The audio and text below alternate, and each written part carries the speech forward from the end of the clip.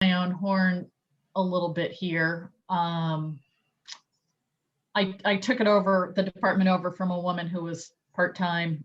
And by the time I left, it accounted for 28% of the brokerage's business.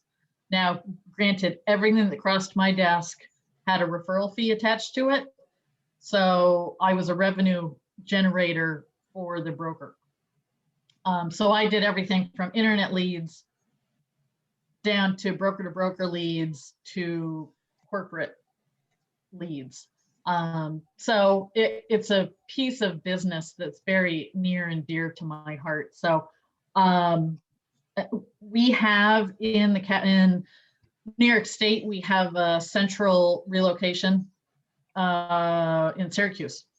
Each marketplace in Howard Hanna has their own relocation and referral division, but since we're all in New York, it is right in Syracuse. So ask your manager if you have, does anybody have any idea what an incoming referral means? Does that mean anything to anybody? Isn't it a referral coming from within the business? It means that somebody is coming into your local marketplace. So like if my sister has decided to move from Chicago to Saratoga, she's going to come in, and that would be an incoming referral. So say my sister's friend is a realtor in Chicago. My sister's realtor friend would call my manager and say, hey, so-and-so is coming to Saratoga. She wants to use Jen Berger as her realtor. Would Jen be willing to pay a 25% referral fee? Now, in my neck of the woods, 75% of something is better than 100% of nothing. So that's sort of the beauty of referrals. And on the flip side of it, you can place outgoing referrals anywhere in the world. And because you all are now licensed with a broker, you can collect referral fees from anywhere in the world. So it's a very cool piece of this business that some people sort of forget about. So can you guys see my screen? You see the slides? Okay, great. So these are the relocation centers. Obviously, in New York State, we would just concentrate on the one in Syracuse. So Howard Hanna is a member of all of these companies. And really the one that you need to pay the most attention to is leading real estate companies of the world. That's a mouthful. If you just remember leading RE, Google it. It's got gobs of information, and we'll talk about that for a couple of minutes. But Howard Hanna is also a member of the Relocation Directors Council Worldwide ERC. Has anybody ever been transferred because of a job at all? Ever? I know, Maggie, you have. Where you've gotten relocation benefits, and it used to be very prevalent, and in the last 10 years or so, it's sort of dwindled some because corporations are just tightening the belts so tightly. But there are still a lot of people out there who are being transferred because of a new job, or maybe accepting a new job where part of their new job package is relocation benefits. So those people would go through one of these big relocation companies like Weichert or Serva, Cardis. Those are the biggies internationally. So say you're doing an open house and somebody comes in and you say, hey, one of my big questions with open houses is, oh, are you from the area? No, we're actually moving here from Texas. Oh, are you moving because of a job transfer? Yes, as a matter of fact, we are. Oh, that's great. Has your corporation connected you with a relocation counselor? No, I don't think so, but I'm really not sure. We're sort of in the early stages. That's great, no problem. If they said, yes, there's some woman named Kathy I'm supposed to call, say, that's great. I'm here to help you find your house. Howard Hanna is a member of all of the major relocation companies. Now, relocation companies look to realtors to say, we only want to do business with agents who have been licensed at least 2 years, are full-time in the business, have quite a few transactions under their belt. But you're the person at the open house who's meeting these people face to face, and you may develop a great rapport with them. So if that's the case, after your open house, reach out to your manager and say, hey, I think I met people who may be corporate relocation people. And it's up to you whether you want to continue to work with them or not. Just because a lot of corporate relocations, referral fees are pretty steep, like around 40% that you're basically paying out of your share of the transaction. So you could say, well, 60% of a guaranteed sale is better than 100% of nothing. Or you could say, my time is too valuable. I don't want to give up that much. And that's your prerogative. But I will tell you that there are people who the majority of their business comes from corporate relocation. They have the referral fees all built into their annual numbers. There's a woman right in Clifton Park here in the Capital Region who pretty much all of her business is international corporate relocations. And, she's customer service like crazy. She takes them to the grocery store, she takes them to pump gas, she takes them to their school appointments. And in turn, when these folks start their jobs and at the water cooler, they're talking about, buying their new home. Oh, who did you use? Well, I used Peggy Evans. Oh, I did too. She was great. Pretty much the whole corporation will wind up using that one agent because it goes back to that relocation counselor knows that the job's going to get done with Peggy. So I'm going to just talk to you a little bit about this side of the business. Normally, as brand new agents, you would not come across corporate relocations, but it does happen, especially if you do a lot of open houses. So just to be aware, and also, sad story, those relocation fees have to be paid regardless of when they show up. I've had times where people were almost to their closing and buyers would be like, oh, by the way, my employer gave me this paperwork and said my realtor had to sign it. And it's basically a relocation contract agreeing to pay 42%. There's no getting around it. It has to be paid. I've even had one circumstance where the deal closed.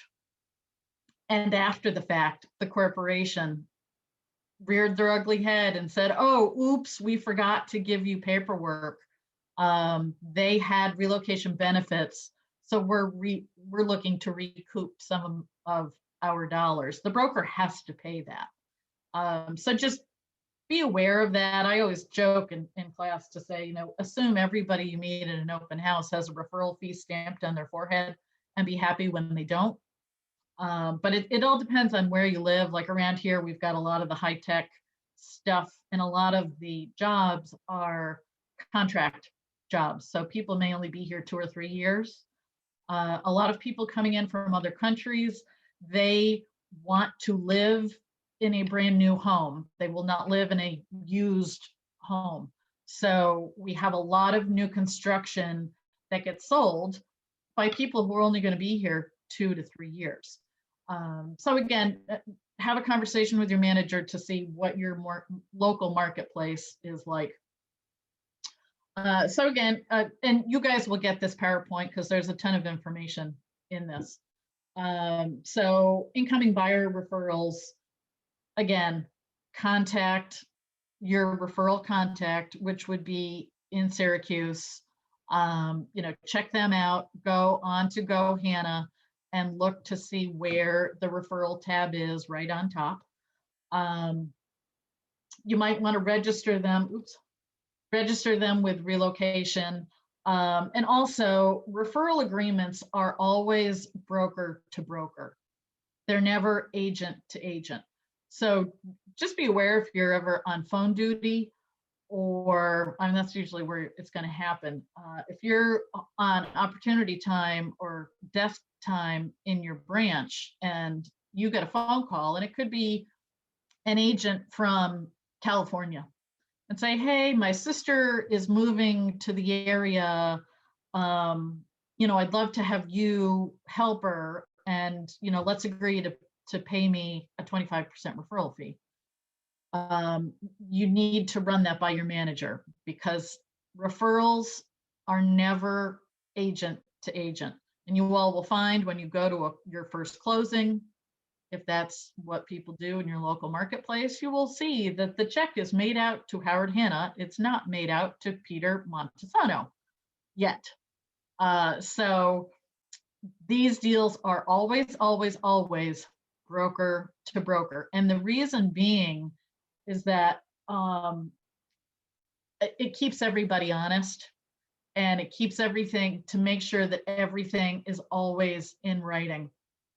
Because I've had a situation where an agent will find another broker office, like down in Florida, said, I didn't want to bother anybody, so I just called the office myself, and the person who answered the phone agreed to pay me a 25% referral fee. And then I come to find out 6 months after the fact that my sister bought a house 4 months ago, and I never got my referral fee. Well, it's their word against the agents in Florida, and there was never anything in writing. So you don't ever want to be, that will happen to all of us, but you don't ever want to be on the receiving end of something that you thought you were going to get and then wind up with nothing. So just always keep it in mind. It is broker to broker, and everything's got to be in writing, even if it's a quick little email to say that, yes, my manager, my broker agrees to pay 25% referral fee upon closing, or 30% or 10%. If you're referring somebody down in Manhattan to buy a $400,000 or a $4 million townhouse in Manhattan, you're not going to get 25% referral fee. So referral fees are always negotiable either way, and to make everybody happy. And at the end of the day, it really is a great way to make easy money, and people forget about it. So that's why I said, everybody should be working on their local database. Separate of that, have an out-of-town database. Friends and family who live out of the area, maybe people you went to school with, who you keep in touch with. Don't discount those people as a segment of your potential business. It takes a little bit of work to explain to them how you can help them, because I know of agents who have helped, a sister who lives in California move from one school district to another school district right in California. And so keep that in mind, because for a general consumer, those dots are not going to be connected. That's not going to make any sense to them. But for you to be able to say, hey, I'm a part of this big network, and because I'm now licensed, I can help you. I can connect you with, basically it's playing matchmaker from the relocation end of things. I just made a half-hour video for all of the other regions about this. So I'm thinking, I feel like I just said this to you guys, but it wasn't to you. When I was a relocation director, I had an agent call me up, and she said, my son is a first-time home buyer. He needs to buy a home in Baltimore. I want him to work with a grandmotherly type agent who's a full-time agent who specializes in first-time buyers. So we were able to get that specific. So for him, it was like red carpet treatment, and it didn't cost him anything. The agent was thrilled to get a piece of business down there that she wouldn't have gotten otherwise. And the mom up here was able to stay in close touch with knowing that her son was in these great hands. So it really is, and gets the referral fee at the end. It was a win-win-win all the way around. had another woman who was moving to Boston. She had just gone through a horrific divorce. And so the agent said to me, she said she only wants to work with a female realtor, preferably a female who's also gone through a divorce. And, we were able to connect her with an agent who fit that bill. So it's sort of cool that we can really tailor make that. So, keep in mind that this should always be a piece of your business. And I know if all of you all are now getting your Howard Hanna emails, that you see Helen Hanna's Monday morning minutes. Every Monday, she writes a little blurb to the whole company. Read them. She just actually finished up a big referral contest. She's a big one for giving away green purses and green everything.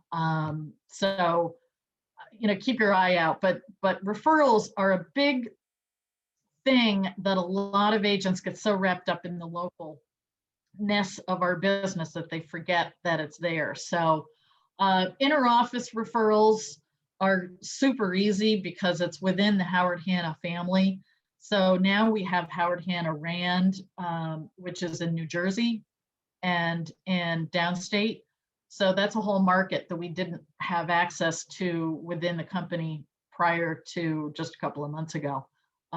Also, we're down in the Carolinas with Alan Tate, who we also partnered with.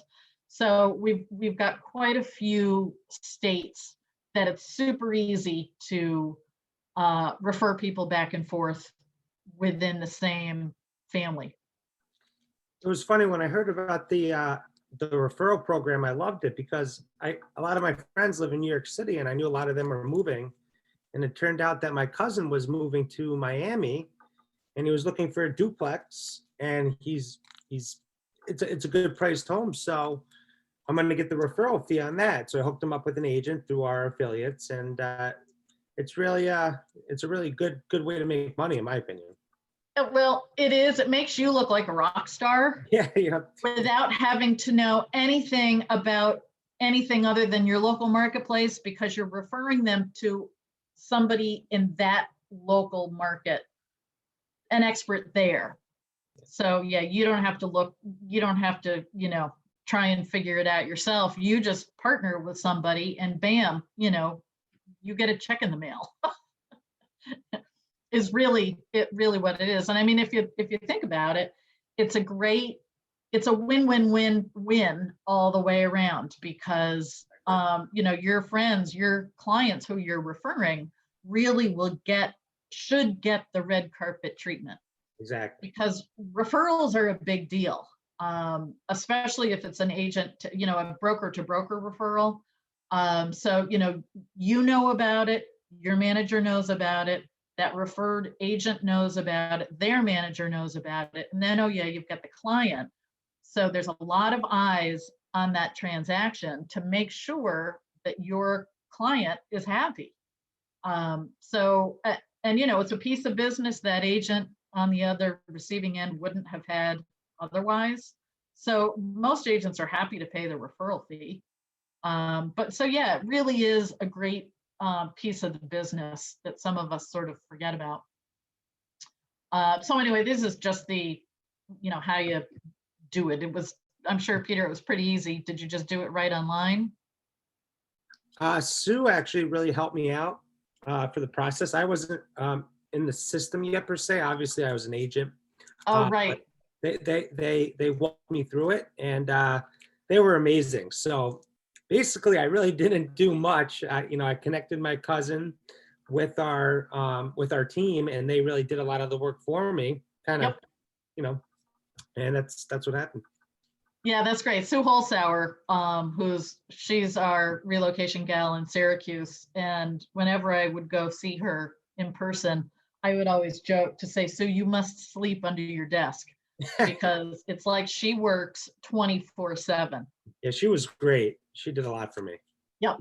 She's super knowledgeable, and she's got all of the contacts and the connections. So yes, She does. Yeah, it's great. And so, remember, it's people buying vacation homes, investment property, retirement homes.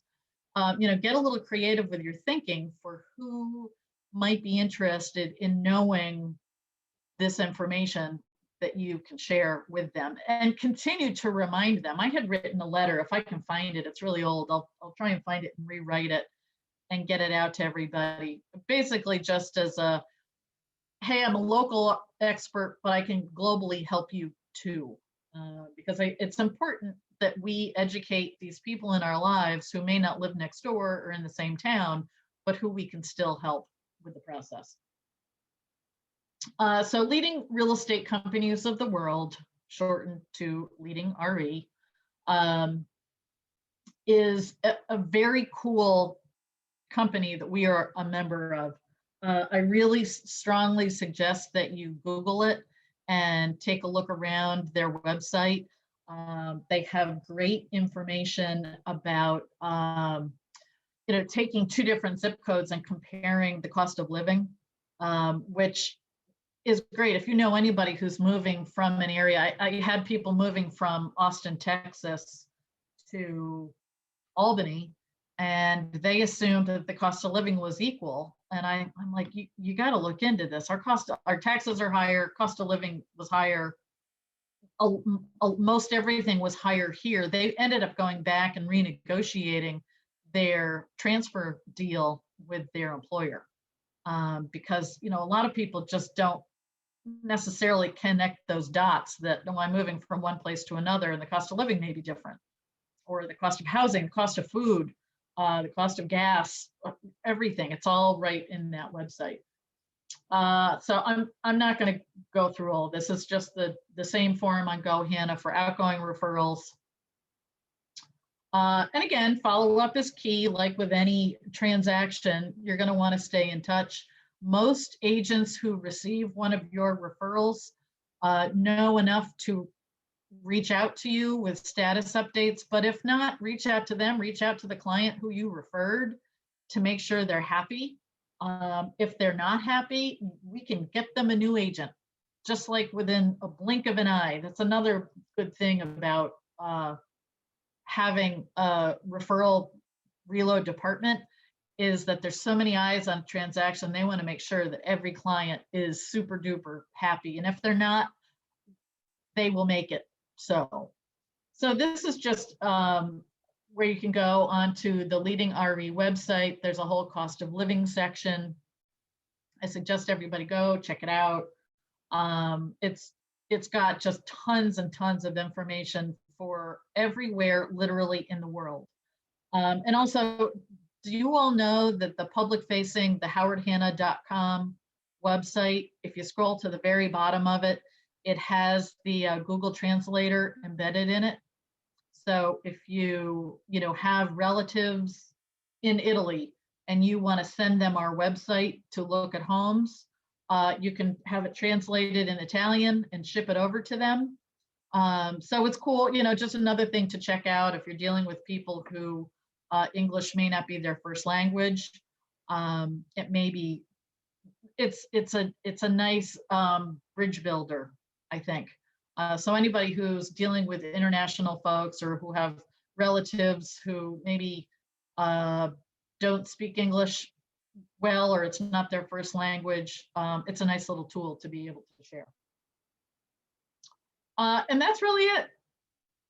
That's all I got to say about that. Don't forget that this is a part of our business that we can generate some money with. So does anybody have any questions of me as we're rolling along here? Oh, there's Miss Shauna.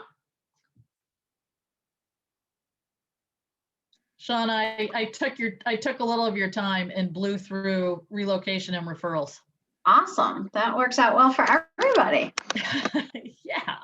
So let's see. I think I was right on the nose time-wise, right, Maggie? Awesome. So do you want to have Shauna dive in now? Okay. And Shauna, can you share your screen now that I will see if you let me. Yeah, it looks like yes.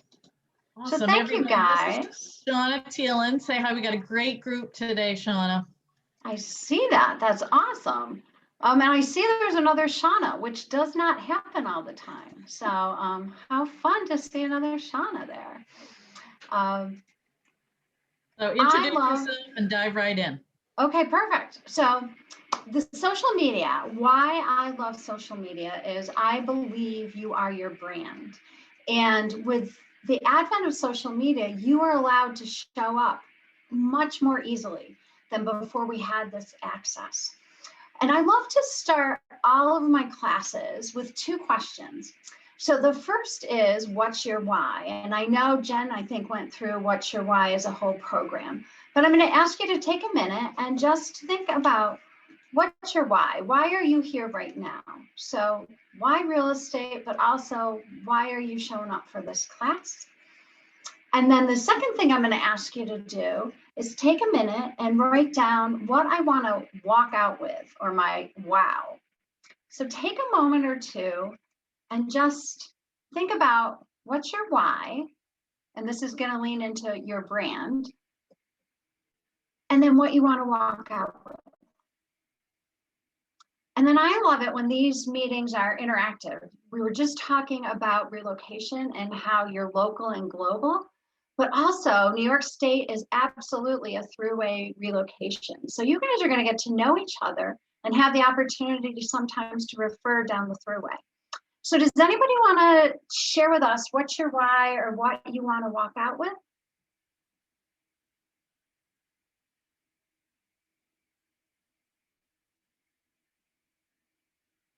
Does this group speak, Jen, or shall I just move They on? usually do. Come Shauna, on, guys. Shauna, tell them who you are and where you're managing these days.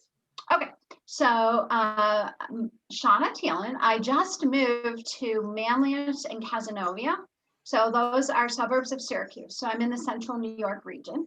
And if nobody's going to talk, then I'm going to just tell you my why and kind of bounce through the slides. But just know that jump right in, unmute yourself, because it's way more fun than just hearing one person go on and on if we hear from each other. And it will be a benefit down the road to do those reloads. So I love this quote: your smile is your logo, your personality is your business card, how you leave others feeling after an experience with you becomes your trademark. So that's what we're going to talk about today. You as your brand and how you show up and how you can utilize the different social platforms to get your messaging and your brand out. Now, I love real estate. It was my family's business. So here's a why for me, and that is that these siblings, so Howard Hanna is a third generation business. This is the second generation. So I appreciate the fact that I work for a family-owned business. The next reason is I really appreciate one-stop shopping. It is what our consumers want, right? So this is Al, who's in charge of part of New York State, and Brooke is part of First Priority. And this is Mark Ray, my regional, so who I report to. So I really like that I can offer my clients one-stop shopping. I love having fun, and I love branding and thinking outside of the box. So the green penguin, I think, speaks to the fact that we are a beautiful company, number one, but that we also allow everybody to be themselves and to be that green penguin, to differentiate yourself. And then I believe in team building and synergy. So my offices, we lean in really into synergy, and I'm hoping that this group does too. So at the end, I'm going to invite you to join a Facebook group where you can share ideas, you can practice going live, you can use this social platform and help each other's out, because I really firmly believe that 1 + 1 is 3. So that hopefully some of you will start speaking, but also that we'll jump in together on that Facebook page. I also want to share with you, don't be afraid of having something not work out, to fall forward or to fall and learn, win or learn. So this was my 2020 vision for a marketing campaign that I was going to do. And this was at our awards with Helen. Because 2020, none of us really would have known what it would have ended up like with the pandemic. I had to put that aside. But I just want you to know that it's always good to try something. And it takes people about 7 to 10 times to remember something. I'm a big believer, most people are visual learners. So this is my resume, just so that when you see me down the road, you'll know who I am. And Coca-Cola was my first job. And sugar water, interesting. Some people say the #1 brand, did you really have to sell? You do. And you're going to have the #1 brand behind you, but then you're going to have to also sell and differentiate yourself. I then worked at Pfizer Pharmaceuticals and sold antidepressants and pain meds. Moved back to Syracuse and worked for the home team Bristol Myers Squibb, again selling antidepressants. And then I became a realtor. And you might say, like, what does sugar water and antidepressants and homes have in common? Well, actually, it's everybody's safe space, right? Coca-Cola was the pause that refreshed. It got you into that centered space, and that it was the real thing. And that's what I feel about homes. So homes matter now more than ever with the pandemic. And I love the fact that what we're going to talk about today is how you can take your why and some visuals like I just did, and for free pretty much, push that out to your clients and your people and your center of influence. So this is a slide that I really appreciate when you look at where you're going to put your marketing dollars. And I love the Wayne Gretzky quote, skate where the puck's going to be. 83% of new ad dollars are going to be at Google and Facebook. The power of working for Howard Hanna, you have awesome SEO, so search engine optimization, so that you are going to show up above other people because of that, and also utilizing Facebook. So that's why I think it's so important right now. Not only can you show up as your brand, but you can skate where the puck's going to be. You can be where those ad dollars are going to be sent. So I'm going to show you some examples and then we'll kind of drill down. But because Google, your website with Howard Hanna is key, because Google is the most important. And then Facebook as far as traffic. So I'm going to show you a website of an agent who uses a tagline really efficiently. So your vision is my mission. This is Donna Jordan. She actually, in 3 years, became a $4 million producer, just consistently on this message. So your vision is my mission is her tagline. Hello and welcome. Buying or selling a home is an important decision. I have the skills, tools, and training to help you every step of the way. I love helping people realize their goals and achieve their dream. I pride myself on being responsive, attentive, and available. I consider it an honor and a privilege to be part of the big moments of your life. So very clean and concise. So when you're looking at how do I show up, when you look at your website with Howard Hanna, think about using a tagline if it resonates with you, and think about that consistent messaging. I'll show you her Facebook page, and notice that she only had one platform on there. She just leans into Facebook, and yet she was able to become a $4 million producer within 3 years, sticking with that messaging.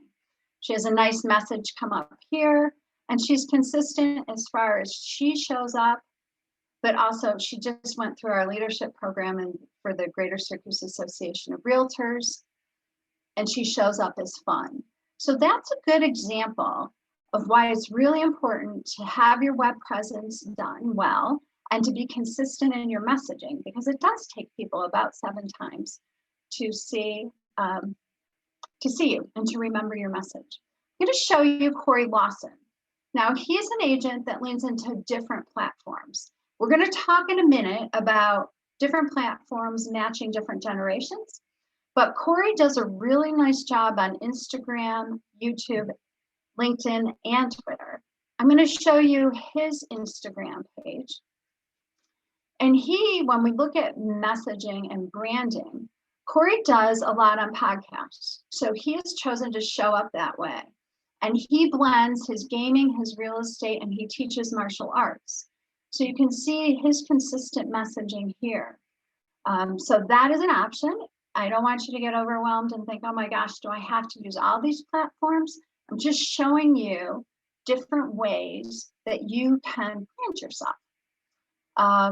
So Corey does a nice job across platforms. Next, I'm going to show you Ashley, who is a new agent in my office. And she, again, uses 2 of the social platforms. And then I'm going to show you one that doesn't show up yet. And who knows, down the road it might, but TikTok she's had some fun with. But this is a very fluid, fun. Hi, my name is Ashley. I'm a licensed real estate salesperson with Howard Hanna. I'm a mom of 2, a local Girl Scout troop leader, an avid reader, and a cooking enthusiast. So straight up, she's telling you who she is and showing you her brand. And her Instagram page, you can see, has similar icons. So she's giving seller tips. She's talking about how she loves to read. She may connect with people who are readers just for that. So an example of the different ways and the different platforms, whether you want to use all of them, one of them like Donna, Instagram and Facebook are where the most people are. So that is a good place to be. But I thought it would be fun to also show you Ashley's TikTok, because some of you may have a demographic that this is a place that you should be. So here's a fun one that she did.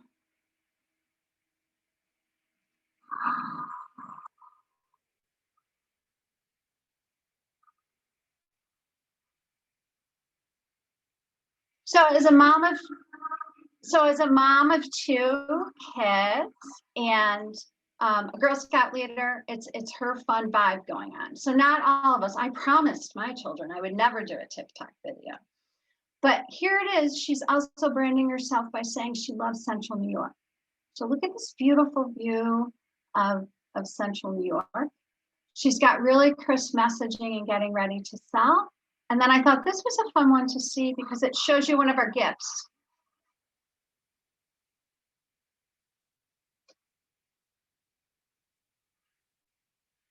So that's sort of the why social media is great. Because as you saw, you really got to know all of those agents in a short amount of time. And they were able to consistently show up with the branding. So starting at our webpage is the most important thing for you to do. And Jennifer's going to send out this social media checklist. Now, some of the platforms have updated as far as the actual to-dos, but as far as the naming correctly and understanding all of the spaces you should be in, it's a helpful tool. So I'm going to take a little breath here and see, does anyone have any questions? Anyone had an experience yet using one of the newer platforms? Or I just wanted to tell you guys that Ashley was just a recent Fast Start graduate.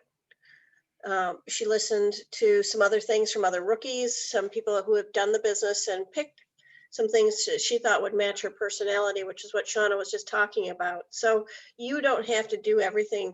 You might do LinkedIn, and that might be your platform.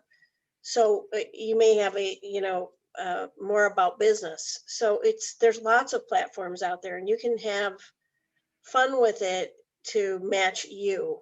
I'm really pleased to see what she's done. That's really exciting to me because she's a very recent graduate, brand new. And she's already picked up a buyer from her TikTok platform. That's awesome. Very fun. It works.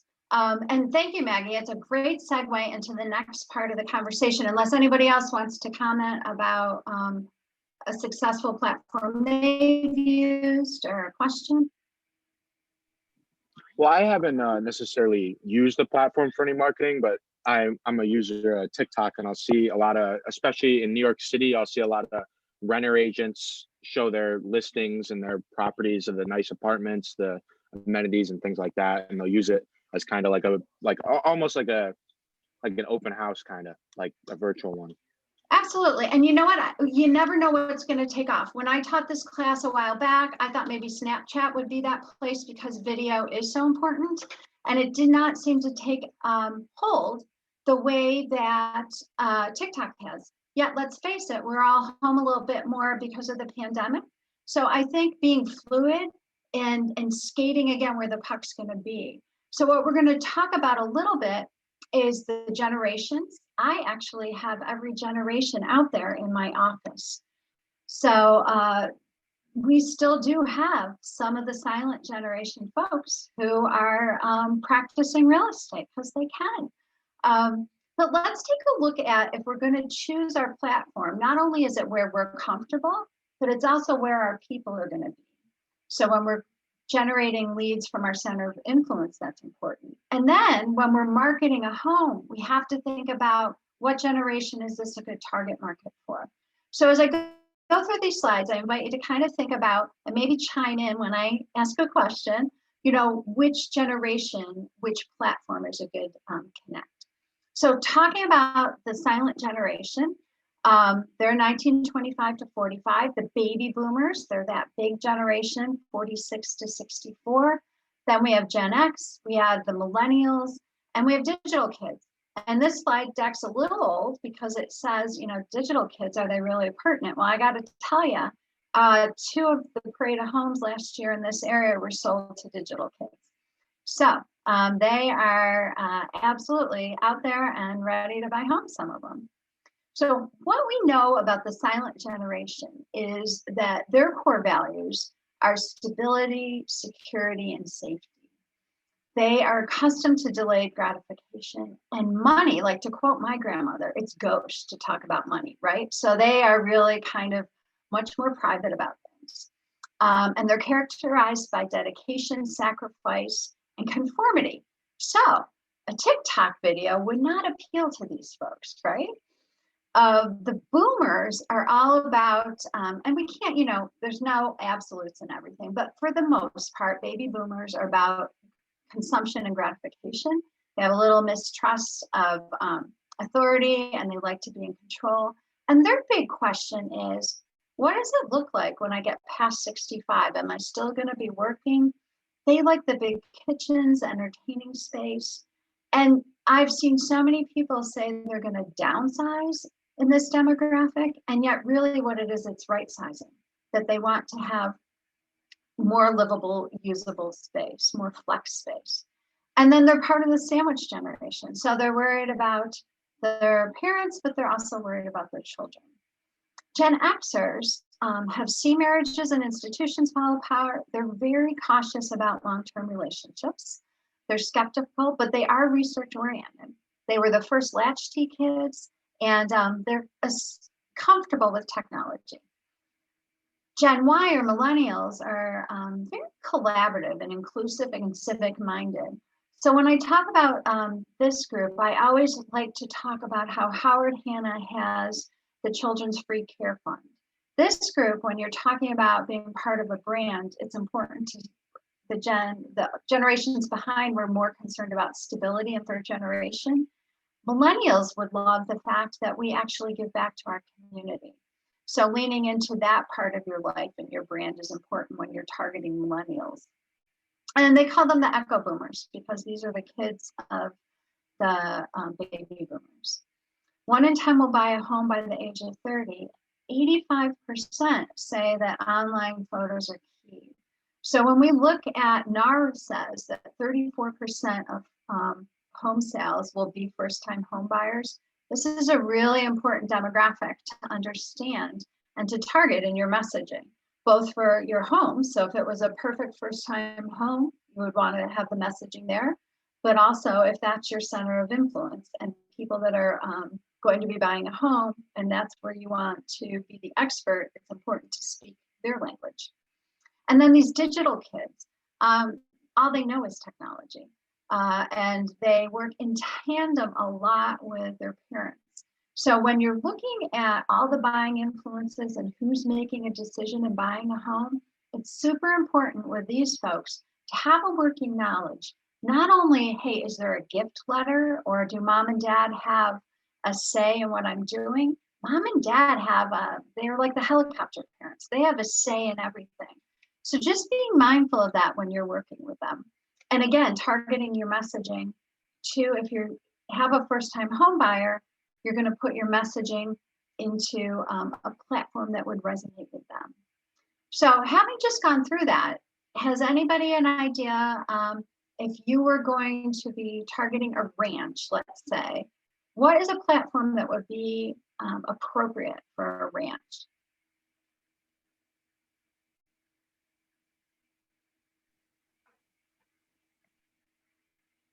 gonna say Facebook.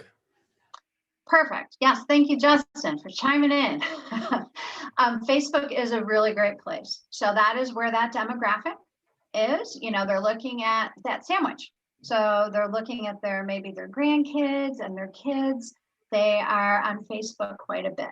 So a ranch probably wouldn't resonate for TikTok, but it absolutely would for Facebook. What about a first-time home buyer? If you were working with them and you think that's your sweet spot, where's a space that you would market to for working with first-time home buyers? That would be Instagram. Yep, absolutely. So Instagram is leaning in more to first-time home buyers. Now, some of the resources, you know, you say, Shauna, well, all right, you know, what do I want to do on my Instagram? Or how do I do all these things? There's so many things to choose. So understanding yourself, understanding your why, where your people are is important. But then also we've got so many ways for you to speak to them once you decide which platform makes most sense for you. Kate Lesor's YouTube channel, I think, is one of the single best things that we've got going.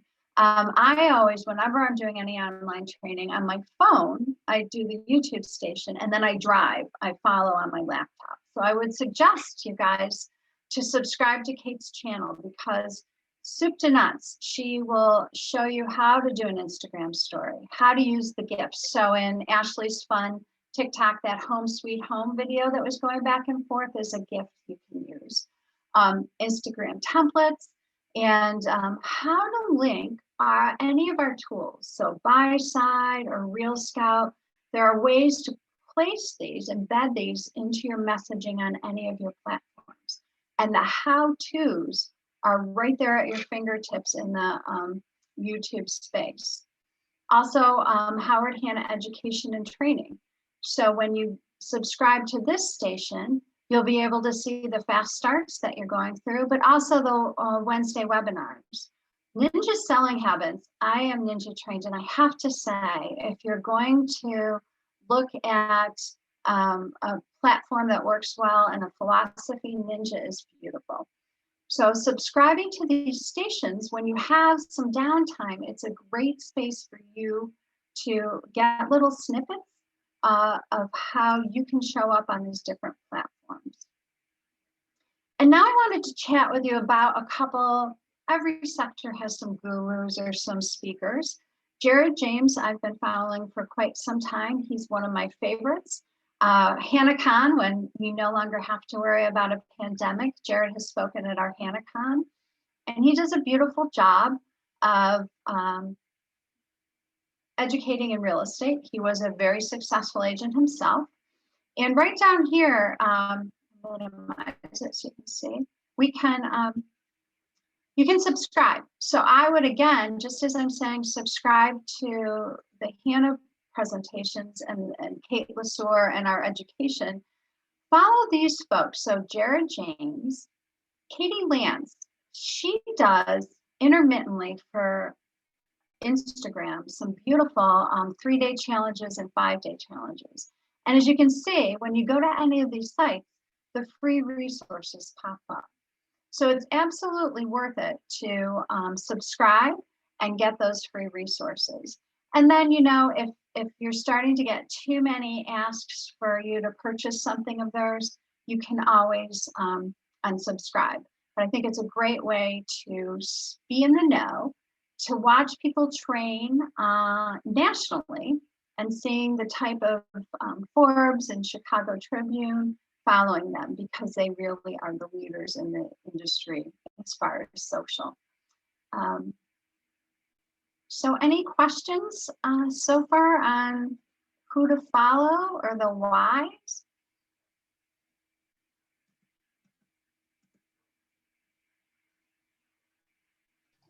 Trying to get I swear, you guys. Shauna, they're usually a talkative bunch. Is it, maybe it's the post-prandial, I got them after lunch or something, I don't know. Shauna, actually, I have a question. Yeah.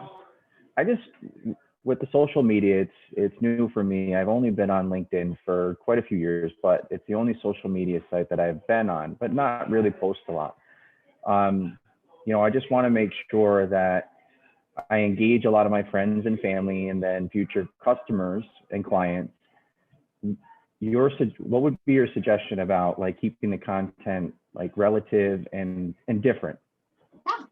Well, thank you for speaking, and it's the perfect segue to this slide, because one of my favorite things that you receive on a weekly basis is an e-blast that's called Enhance. So if you go to your email and go into the search bar Enhance, every week it's going to give you timely topics, content, and ideas. So I'm a big believer in time blocking. If I were all of you, Mondays would be my social media platform.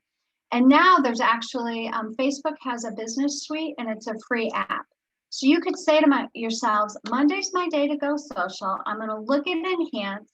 I'm going to see what the blogs are talking about. I'm going to see what the different graphics are. And you're going to have all these links. So on a weekly basis, so we had Martin Luther King and some quotes, it gives you a great springboard for conversations on a weekly basis. And then utilizing LinkedIn has grown in traffic remarkably in the past year. It's a wonderful place. So a blog on LinkedIn makes a lot of sense.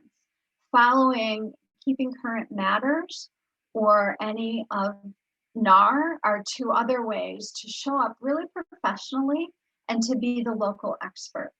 But as I was saying, you can also put the links into any social platform. So you could put your Real Scout link into LinkedIn or your buyer sources too. So depending on where you're speaking is your messaging. So exactly what we were talking about, Tim. Thank you. So does that answer your question a bit? Yes. Okay, cool. Thanks. Any other questions or thoughts about how we utilize and how we speak? Cheryl, I see your hand up. Donna. My question is mainly about platforms like Facebook or Instagram, which I have successfully used in the past for another business. And I think they're great to reach your, sphere of influence. What are the rules about, can I use, say, my personal Instagram, or do I need to create a specified business account? How does that all work? So the ruling for Facebook is you must have a business page. And that makes a lot of sense also, because then you can. I'm sorry, I didn't hear the must have. I know somebody, I think it's Lisa. Somebody's, yeah. Okay. Thank you, Lisa. Repeat that. So the question was, with these different platforms, does it make most sense, or are there rules that you have to have a business page versus a personal page? So if you don't have a business page yet on Facebook, it is required that you have a personal page in order to set up a business page. Then the best practice and safest thing to do is always have your real estate messaging come from there. And in the book that that we're handing out with you, it shows you how to name your licensing and all the sort of steps of how you have to do it. The nice thing about a business page as well is you can use the business suite.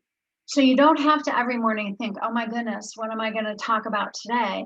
You can each week sit down maybe on that Monday, look at the enhanced email and do all of your content that week. You do in New York State now have to have the fair housing messaging there. And you know what, I'll send out a slide after this because I don't have it in my deck to show you what that looks like.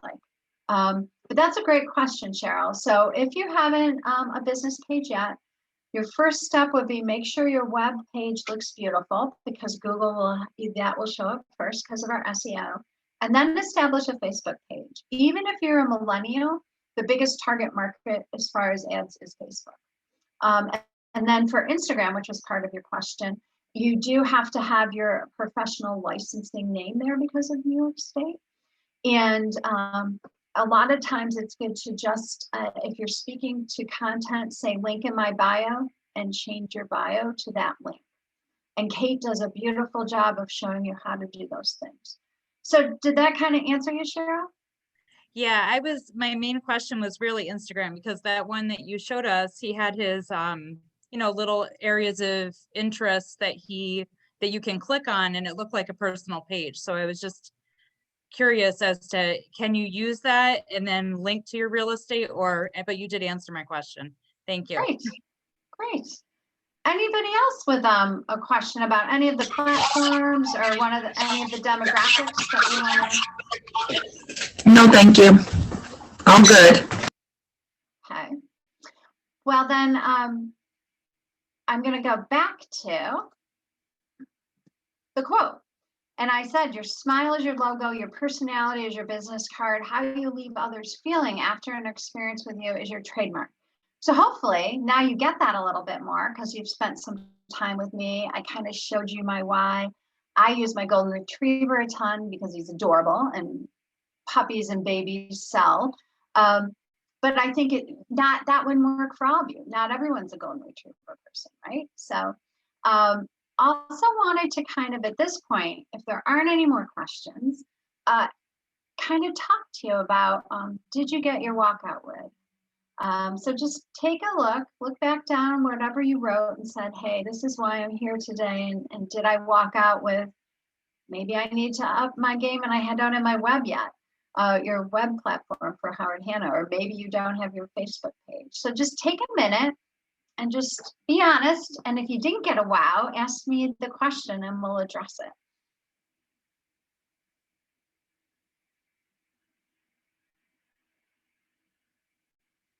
Any questions? Anyone want to share their walkout with? Share a walkout? What? I don't understand that. So at the beginning, I had hoped that everybody would write down their why they're here today. And then, Lisa, one thing that they kind of really wanted to walk out with, whether that was, I understand now the demographic that I'd like to speak to in a certain platform, or how you want to show up, whether you think a TikTok's appropriate for you, or like Tim nicely said, I'm LinkedIn. I'm that professional expert and I want to lean into blogs and having that kind of content. So does that make sense, Lisa? That's what we were looking for? Just everyone getting? I got it. Thank you. Great. Anyone want to share their wow or? No? I'll share. Oh, thanks, Beth. I'm Beth. I'm brand new. I'm still waiting for access to my Howard Hanna tools. But I'm absorbing a lot of all of this, which is great. I'm a little bit anti-social media. So I guess my wow is it entirely necessary? And I think what you're saying is in some form, it's wise, but for me, Facebook is not really what I'm looking to do. And so Instagram or LinkedIn would definitely serve me and my brand better. So I'm comfortable with working with those platforms. And I think that, I think that the information you had was great. Well, thank you. And I appreciate you saying something, because let's face it, if there was a magic bullet, everyone would be doing it. And we're all different and we are our brand. So just like Tim said, LinkedIn is more him. He shows up as the professional. A blog makes sense. Beth, it sounds like for you, Instagram would make more sense than looking at babies and golden retrievers. So that's what makes it interesting, is that you are able to show up how you want to your people. And also just to understand, everybody, I do believe it is absolutely necessary to make sure your Howard Hanna web page is up to date, because that's how people are going to find you, because they are going to Google you. So the first slide, when I said 83% of ad dollars go to Google and Facebook, you want to show up correctly there. Part of the checklist that we're going to hand out to you, we didn't really talk about Zillow and Realtor.com, because those aren't so much social platforms, but they are digital platforms. So you want to make sure that you have a consistency there. So the homework I'm giving you guys is to Google yourself and to standardize your brand. And what I mean by that is make sure you're using the same picture of yourself. If you're using a tagline, just like Donna did, you could see it right up on our Facebook page and on our webpage. So make sure that you are consistent in your messaging on our website, Zillow and Trulia and for Realtor.com. I'm going to challenge all of you. This is a great practice that people have had really good success with. And that is ask your platform 3 words that describe you. So if you're on Instagram for Beth, or maybe Tim could say to his previous coworkers, you know, I'm working on my brand. Marketing is a big part of my job now. Please tell me 3 words that you think of when you think of me, you know, and it's really an awesome practice. People end up seeing trends, you know, that you're reliable or that you're confident or that you're analytical. And everyone who has done this, taken the challenge, has really had a lot of fun with it. And then they've used it to write their web page for Howard Hanna. And also maybe it'll give you an idea for a tagline. So I'd encourage all of you to take that challenge and to go on your platform of choice and just ask your people, you know what are the 3 words that describe Tim or Beth or Shauna? Hey, Shauna, can I interrupt you right quick? Yeah. Because I know in the chat, Victoria Morrell said that she'd like to talk about her wow. Oh, awesome. I didn't have my chat up. Thanks. Victoria, Oh. tell us your wow. Oh, if I could unmute. No, you're good. Now you can hear me, right? Yes. Okay. Thank you.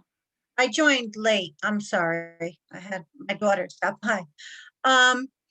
This is up my alley I'm on a lot of social media with my golden retriever and my love for nature and country. And I find that's one way to start to engage with people is to show what you like. And I can put that on my business page as well. Just about maybe, like I live in an old farmhouse, so I do more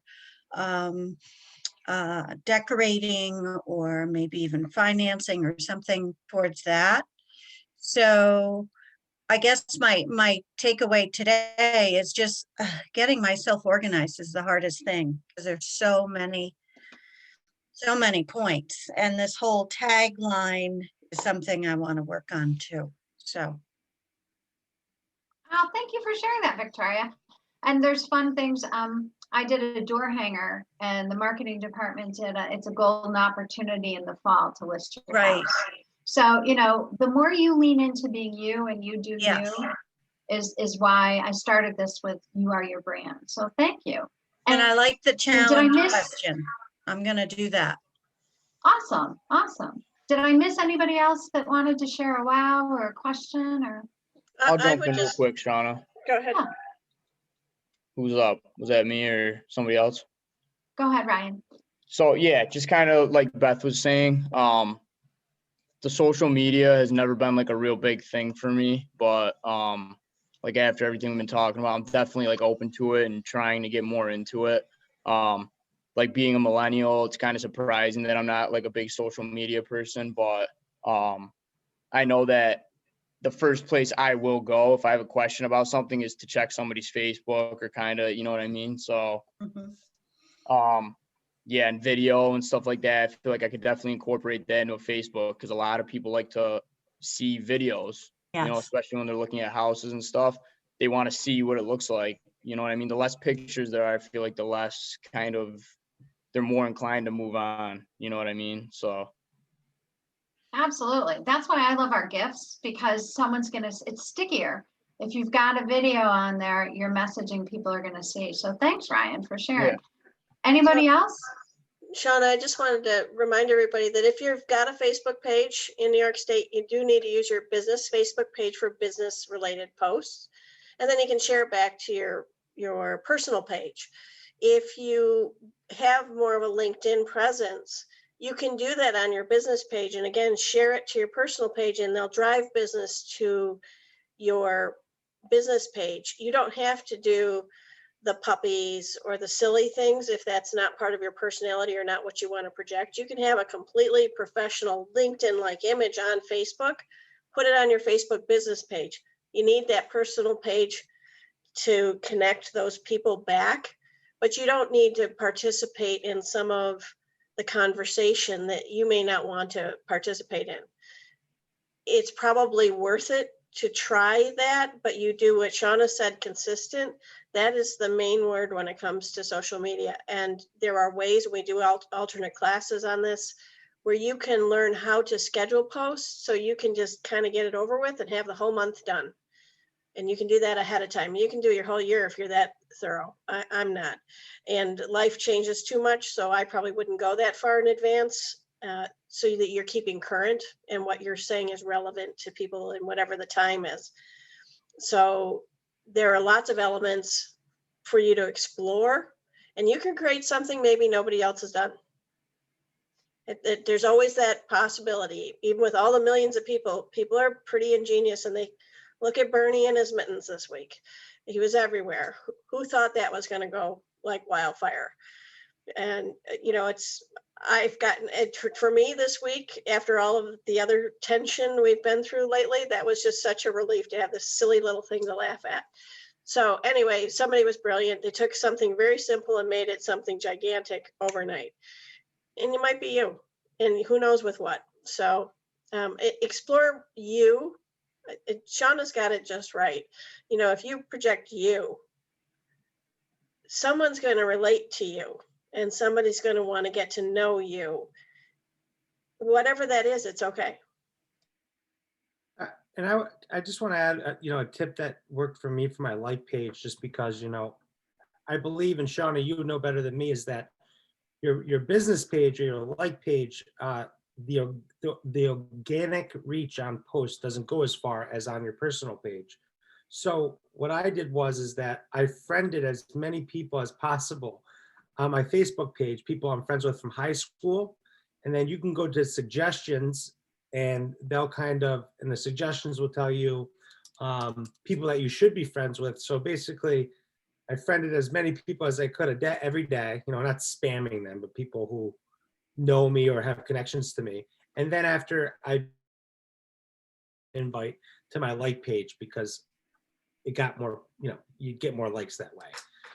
Instead of That's just a great strategy, Peter. Yeah, I love it. Definitely.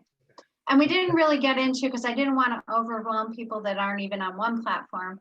But then the benefit of a business page too, if you so choose, you can do ads and boosts and those type of things. Yeah. So this was just kind of a hopeful global why, as some people said, do I really have to be on social? You have to have your web page. You have to be consistent in your branding and messaging to Zillow and Trulia and Realtor.com.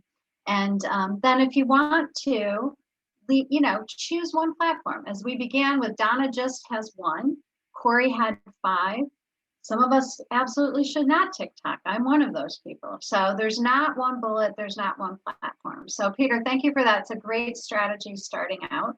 Anybody else with a comment or something we could learn from each other? I just want to ask one more question. You said the enhanced. I think that's the wow factor for today, because I didn't know about that. And, you know, creating content on social media is difficult, especially, you know, if you're posting one time a day. So you said enhance, is that an email every week? And so if you go into your email and in the search bar, put in enhance, an email will pop up every Monday. Okay. With a blog suggestion. A blog. It'll give you digital, it'll give you graphic, and a lot of times it's just a great trigger. So if it were me practicing real estate, I would carve out time block on Mondays, look at enhance, get inspired, and then schedule it with this Facebook suite. So Facebook suite, because they own Instagram, you can schedule everything out. And like Maggie said, you could go way out, but I think because we're so fluid and things change, that it'd be nice to just on a weekly basis starting out, use enhance, let it be the trigger, and schedule things out so you don't feel overwhelmed. And that has just one-off content that we can use too, right? If we're looking for one piece of content to post, it has Howard. Okay. And here are all the links. So it'll link you actually to all the social graphics. It'll link you to blogs. It'll give you ideas, you know, so it was Martin Luther King Day. So it might be a trigger. All right, that quote doesn't resonate with me, but I'm going to find my own. So I just think it's a really great resource that we get on a weekly basis to start a conversation about how you want to show up this week. Anybody else with a question or a wow or? So then I'm going to invite you to join a private Facebook group. It's named Howard Hanna New York State Fast Start January. And what I love about these groups, and sometimes we get a lot of people jump on and it's really fun, is that you can practice going live. You can practice doing a video. You can ask all of us, you guys are spending time together. You could do the 3 words from this group, you know, if you don't want to do it on a public platform. So I encourage you guys to jump on and be part of that group just to share ideas and get that whole synergy thing going. So I appreciate everybody's time and really great questions.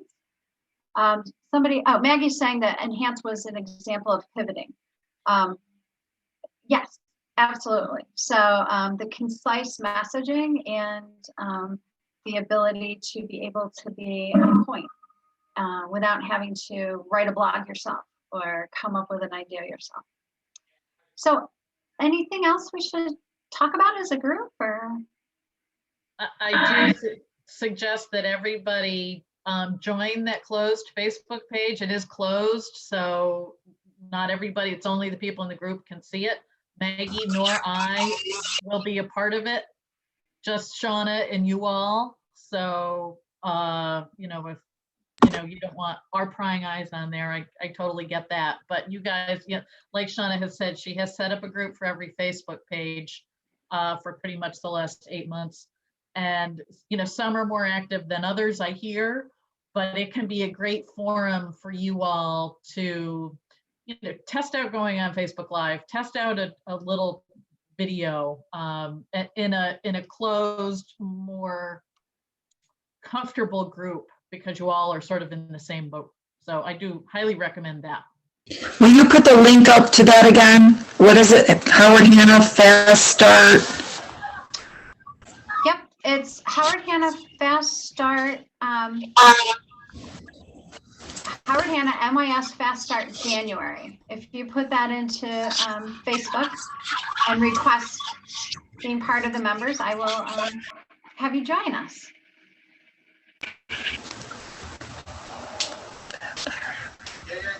Any other questions or ideas? Well, thanks, Shauna. Well, thank you guys. It was really fun to see everyone, and I look forward to watching you go live and have some fun in the Facebook group. And again, Shauna's email is just like all of ours, first name, last name. Everybody, once you have access to your Howard Hanna email, you do also have access to a universal directory. So I know Shauna would love to hear from folks if you have any questions going forward. So thanks, Shauna. This is great. Thank you for your flexibility, and we'll be seeing Chris on Thursday. Excellent. Yes, thank you, Shauna. Always excellent. Thanks. Thank you. So, guys, it's 10 to 2. I think we need at least a 5-minute break so that everyone can get up and move their legs so they can still feel their toes. So can we be back in our seats at 1:55, and then we're going to let Natalie do what Natalie does so well. I'm going to pause the recording, so someone remind me on the way back in. You're going to talk fast. I'm going to talk very fast, and it is going to be a brief overview in order to touch both of these semi-quickly. Are we ready to record and get going? All set. All right. My name is Natalie Duguid. Again, for those who might not know me, I have taught one class so far, but in case you missed it, I'm a MarTech trainer for the company, which means I teach on the tools. And we are going to go over 2 today. Real Scout, which is one of my personal favorites, and Hannah Presentations, which is a very powerful tool. And I do not have a lot of time to do it, so I am giving a brief overview, and then I can point you in the direction of so many more in-depth material on this. So first off, Real Scout is one of the big buttons right off of your dashboard. And I sign in again. All right, I'm actually going to move everyone over so I don't block your screen. Okay, so this basically is setting your client up with their own personal home search. So if they're looking on Zillow or Realtor.com, or there's a lot of different sites out there now, you really want them to be looking on here, Real Scout, because everything is branded towards you. And it's a safer place for your clients. We do not sell their information. And it's a very reliable place as well. It updates from the MLS every 15 minutes with anything new. And so you can easily add more clients up here to the top right. And really, Real Scout runs off of email, which then feeds into Engage as well. So you really need to make sure that you have their email in there is the main one when adding someone in. And then basically you can set them up with a generic search. So we can see here, this is my MLS and all the possible results up here. I can select my client that I want to choose, or I can choose down here the different property types. So sometimes if you compare, say, doing the Real Scout with a search on Paragon or your MLS, I should say, if your MLS is coming up with maybe more results, it could be because it's not just pulling in single family. It could maybe be pulling in some vacant lands or rentals as well for that. But Real Scout should have every single field that your MLS does when you're doing a search. They can be found here. I went under the search tab for searches, and we can see as I click on things that the results are going to go down as we go. So I always recommend, as you're putting in someone for a search,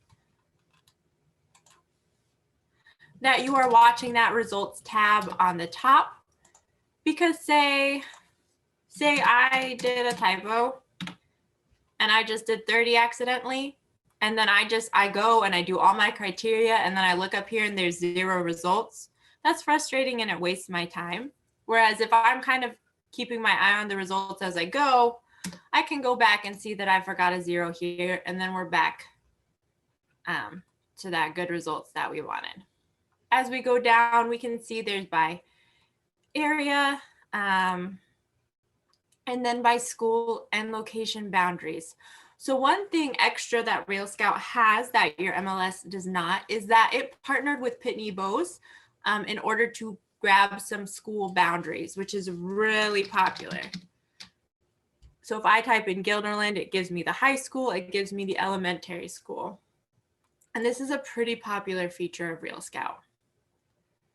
As we continue to go down, we can continue filling things out as we want.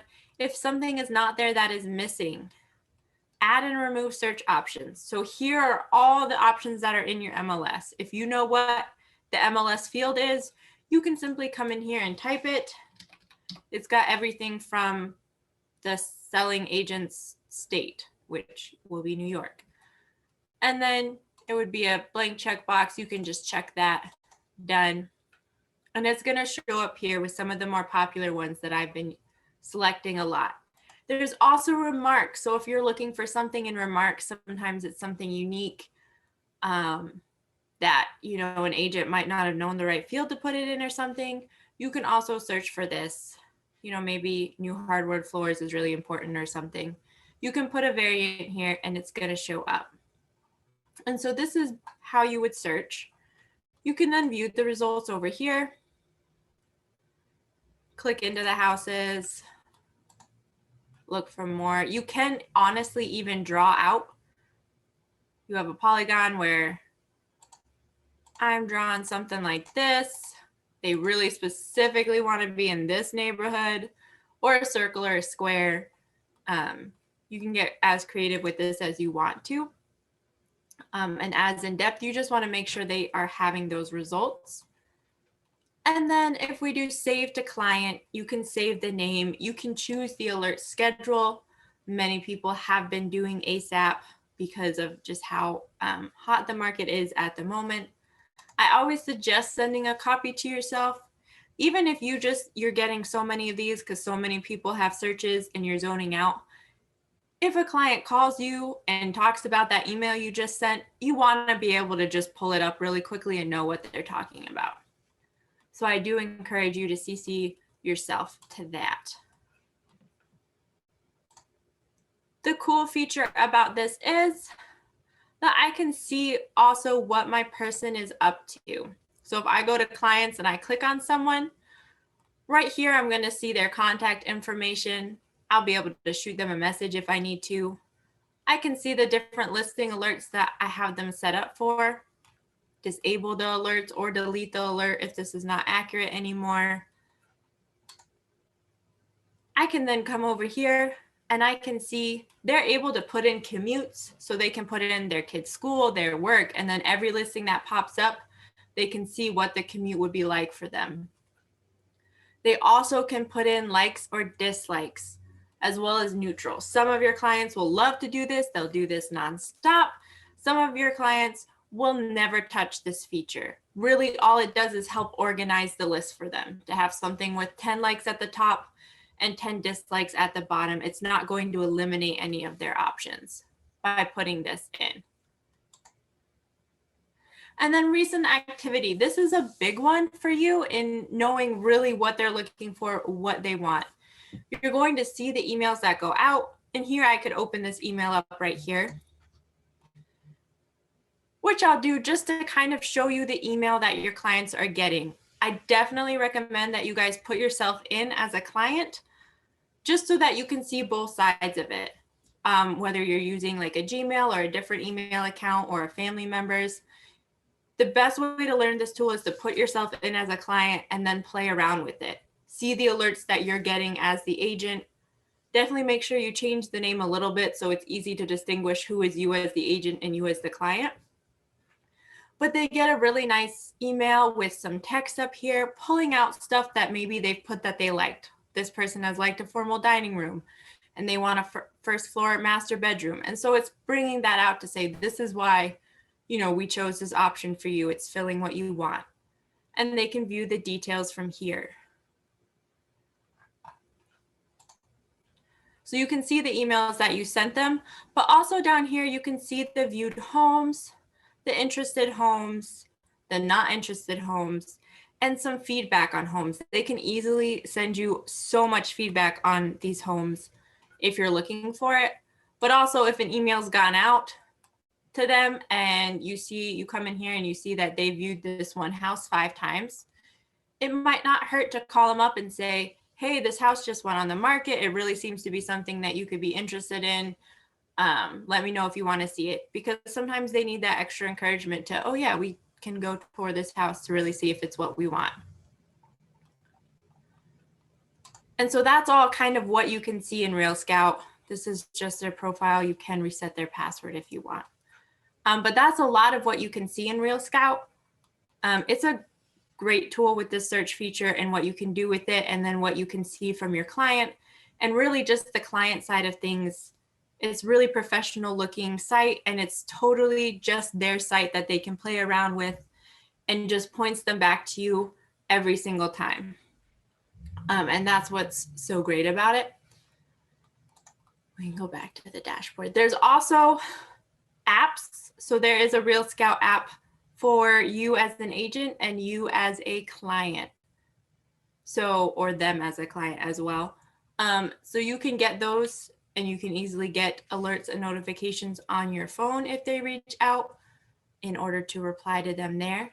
But this is just a snapshot. It kind of works similar to Facebook or social media with the news feed, where it just filters listings viewed, interested, not interested. emails open or rejected, and any of your recent conversations. Natalie, can we find the app? Yep, so if you just go to your app store and you type in Real Scout, I'm just going to, I can't really show you what they look like. I can try if I cover my face. If everyone can see my face up at the top right here. So it's all backwards, but this white one, just so you get the image, oops, that white one to the top, there we go. Okay. Right, that's the client one, and then the black house or the black background with the white house, that's the agent one. So if you just search Real Scout, you'll see both of them pop up, and that's kind of what that image looks like. And you can always tell which app you're on, because if you're on the agent app, which I always think is backwards, the agent app has your name underneath. On the screen when you open it, you'll see your name underneath the little house. If your name's not there, it's the client app. You should download both and play with both so you know what the client experience is. You should play with the agent app so you know how to use it. They're good apps, and obviously they're free. Yep, and also on your agent app, the bottom menu is going to say My Clients, which the client one app will not have. So that's another way to just quickly tell. You will want to make sure that you do log into Real Scout through the dashboard first, because it will, the first time you go into Real Scout, it will ask you for a password. And the only time you need that password is the first time you download the app and sign into it. Luckily for there, if for some reason the Real Scout app logs you out, you can simply put in your Howard Hanna email that hopefully you have on your phone, and it will send you that password email where you basically can open the app through your email, and then you don't need to remember your password, which this has saved me so many countless times. It's probably one of my favorite features about the app. So yeah. Can I ask you a quick question? Does this connect to Engage and your list of clients in there, or is it totally separate, something you have to enter separately? So Real Scout, all your clients from Real Scout will feed into Engage from there. So really, if you know you're going to be putting a client into Real Scout, then put them in there rather than put them in Engage and then go back, because Engage won't feed out. Engage is just the final resting place kind of all your contacts. So any other questions of Real Scout, always check out your profile. If this is the first time you've opened up the tool, I will say that with every tool, you just want to make sure that your information is correct here. This is your default welcome message. You can edit this to be more personal. And this is a URL that you can share on social media to have people sign themselves up. So definitely play around, put yourself in here, test out these things. Under extras, there is a landing page that you can customize and share that also on social media or wherever you are.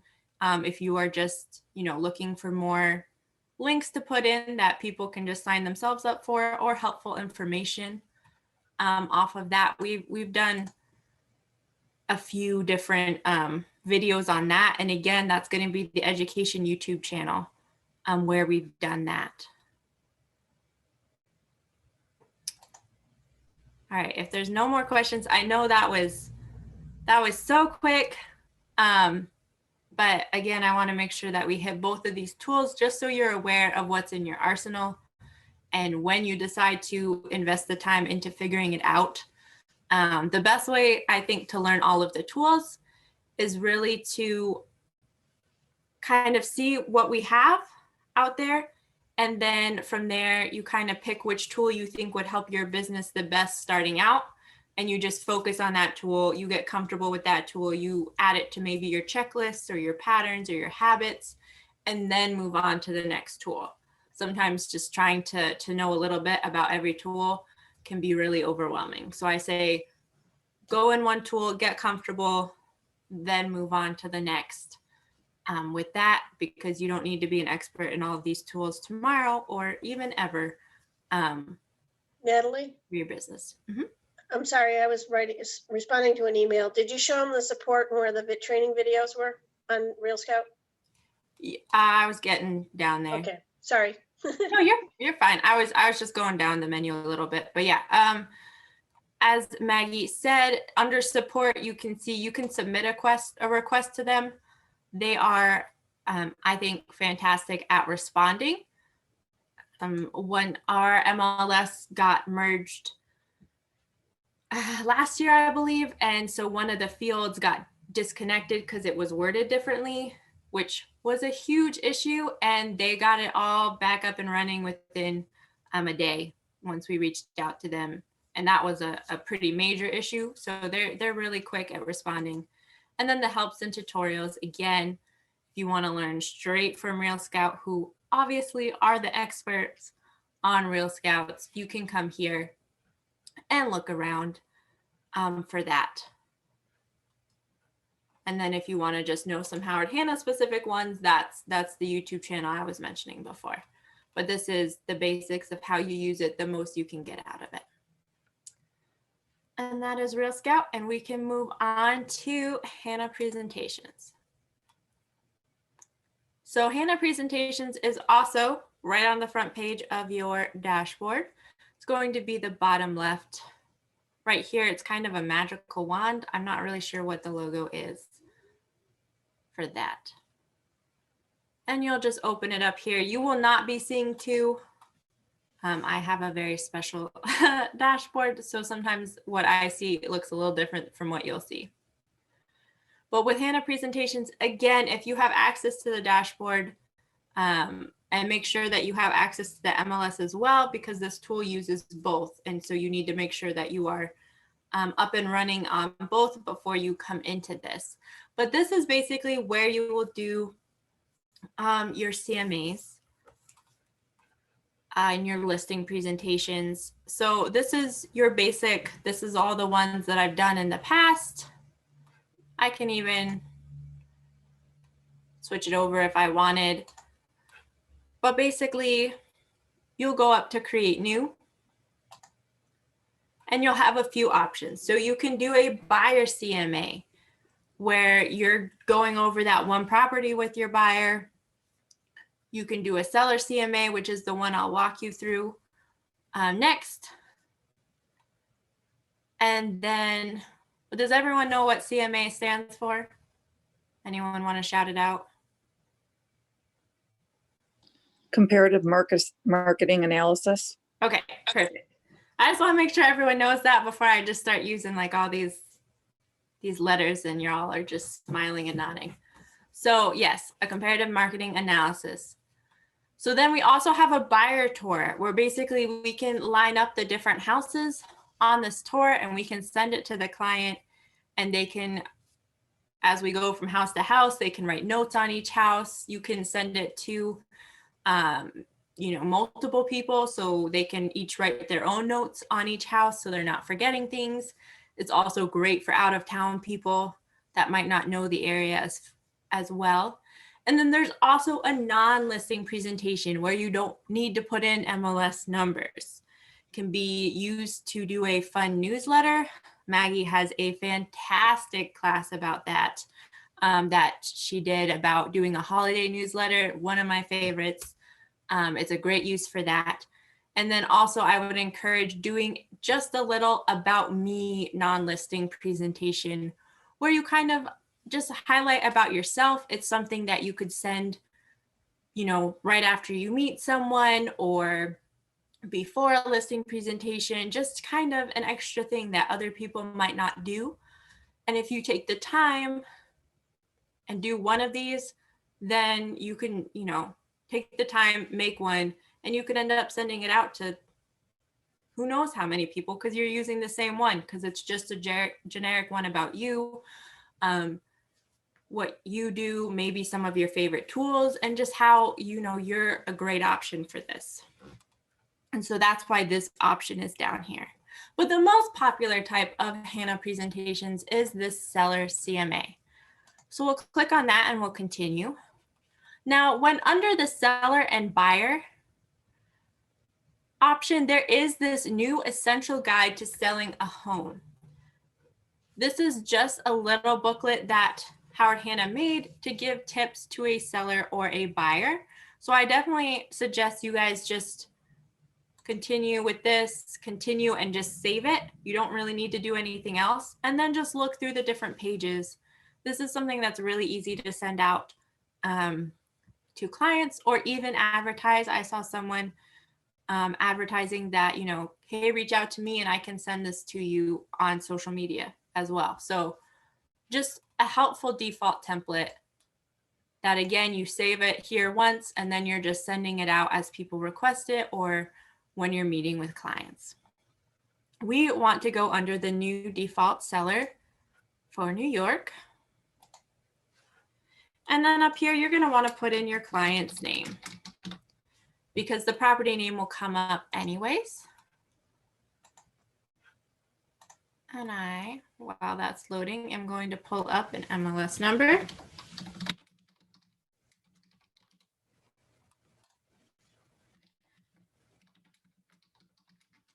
So what's on this homepage? It's really helpful if you have an MLS number because it's just going to copy over the information.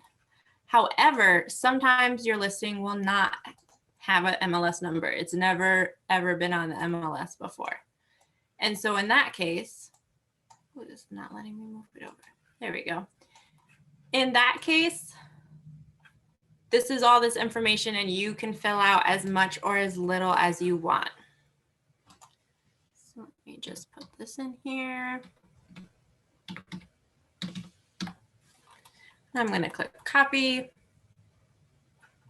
Oh, I did not do it accurately.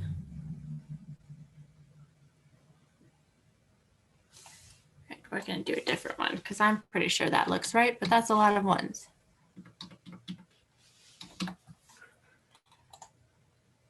All right, here we go. And it's going to pull from the MLS. So right here, we can see that the cover photo already got pulled in. The information is getting pulled in here. So if you did not have an MLS number, it's up to you how detailed you want to fill this out. Really just having the basic. Sometimes you're not sure the direct or exact wording that your MLS would have for all of these. And so that can kind of be tricky, but you know, bedrooms are important, baths are important, square footage, etc. are all very important.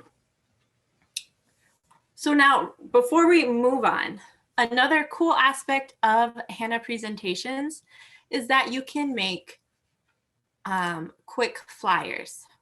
So once I put in a property and I, put in the MLS numbers, it pulls in the property information, it pulls in the pictures. So if I needed to do a quick flyer for an open house or a showing, and I didn't have enough time to ask marketing to do, maybe a super fancy one, I can just come up here once I put that in, click more, create quick flyer, and it's going to walk you right through. So it gives you some layout options, you select, and then you're just going to walk right on down here with title. Main image will automatically show up. Additional images, you can choose up to 3. And again, it pulls the MLS images right for you. So I could choose all 3 if I wanted, but you do it one at a time. Description is going to get pulled over.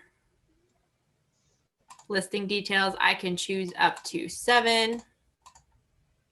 Rearrange the order. And so we're going to go to view print just so you can see it's not all the way filled out, but what one of these could look like. For just this layout, it's going to have your information, your professional headshot, the title, the information you wanted.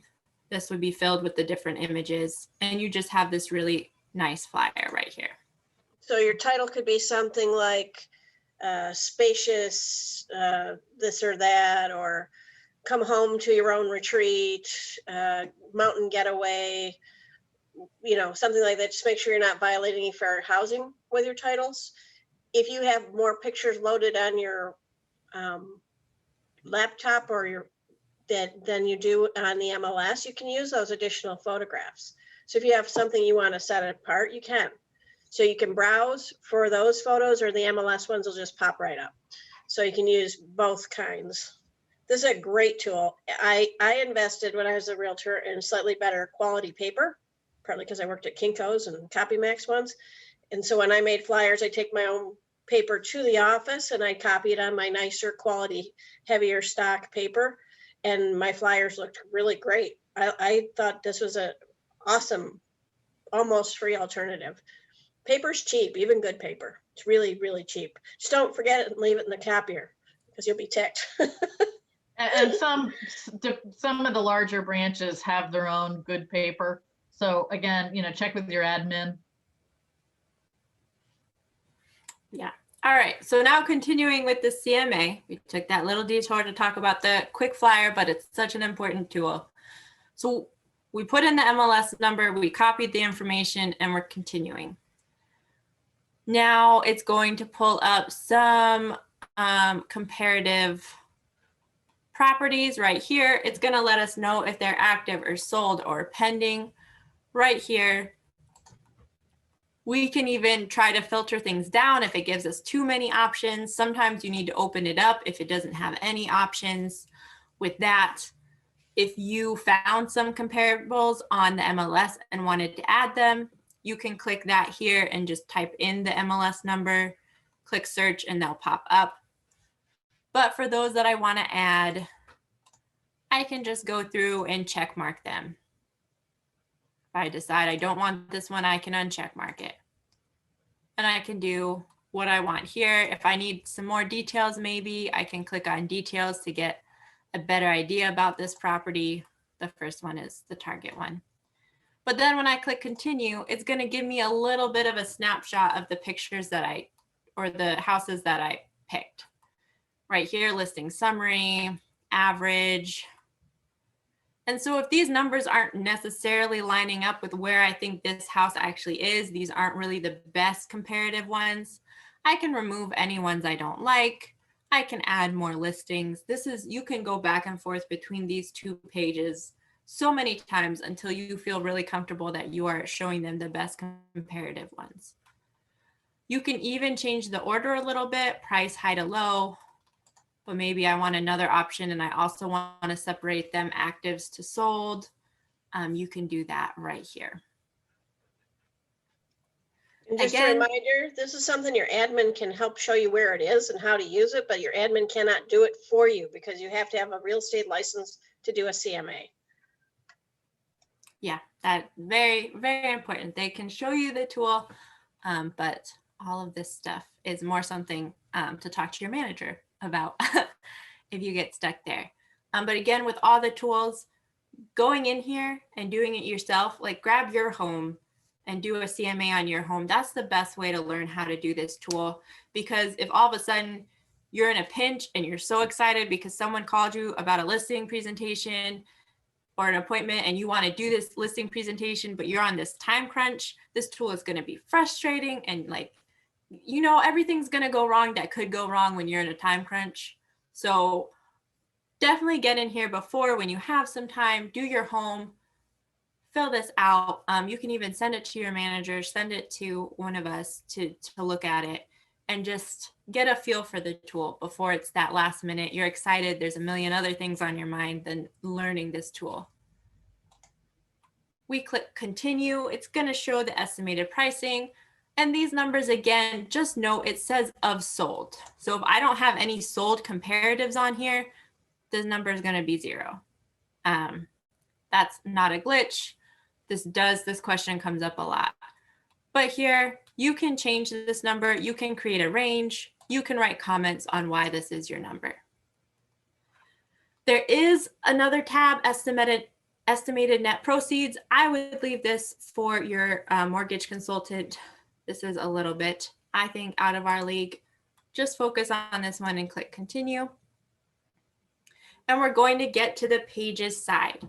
So basically there is a web interactive view that you can send them, but there's also a PDF printable version. as well. So again, you have to know your clients. Maybe even you bring the PDF when you're meeting with them, and then maybe you email them this afterwards. But there are those two options of a web view and a print view right here. With the pages, some of them will have this little button. So the PDF version, there are a couple different cover photos you can choose from. But really, you can walk through these pages, you can click on them, and anyone you don't want, you know, maybe you don't want to our valued customers. You get rid of that one. Maybe this next one is great. You want to talk about it, but you want to talk about it a little bit further down. You just drag it and move it. And that's like how you can go through your presentation and get rid of the ones you don't want, move it around because you want it to flow as you're talking to them. And at the bottom, there is a save as template. So if you go through and you make a great listing presentation, then in the future, you're going to grab this template instead of that generic broker one.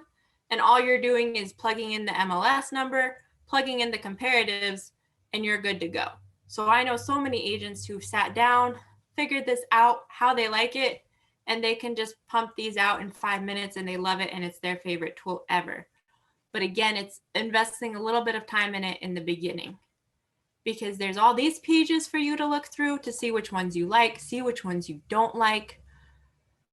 Because again, it's your own business.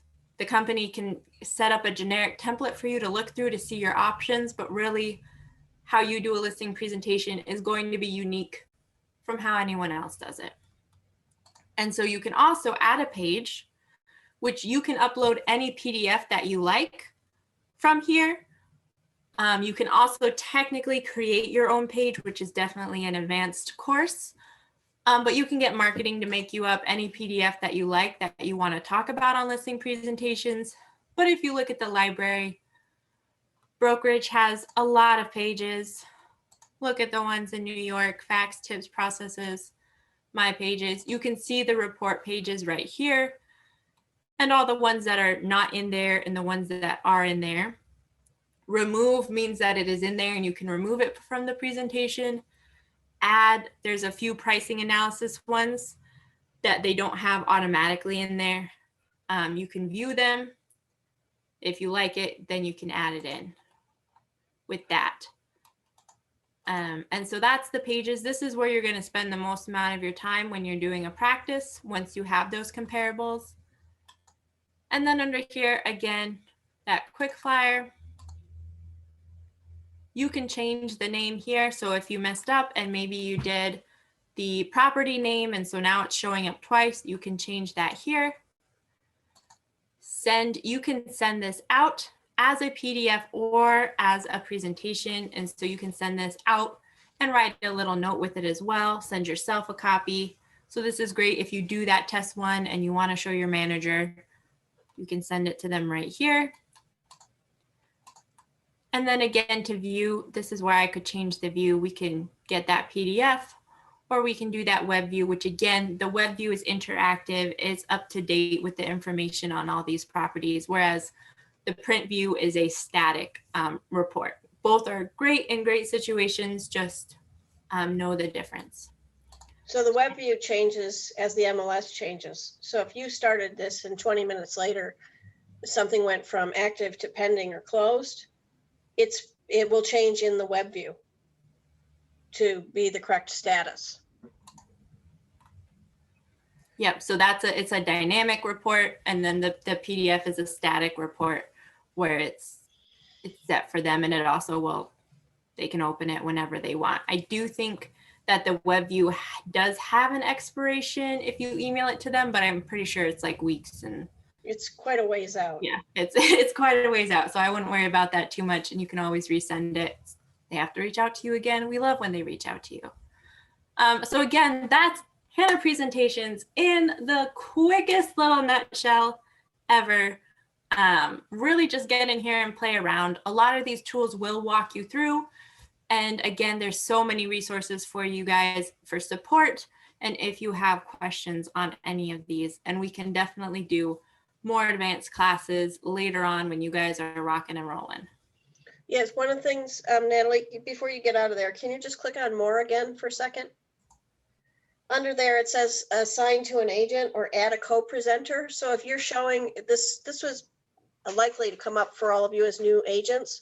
So if you're doing an open house for someone and you're going with them and you're going to be a co-presenter and they're going to allow you to put this in your name or have your name on it, as a co-presenter, it'll have both your pictures on the quick flyer and on the information, which is really nice for, especially for quick flyers for open houses.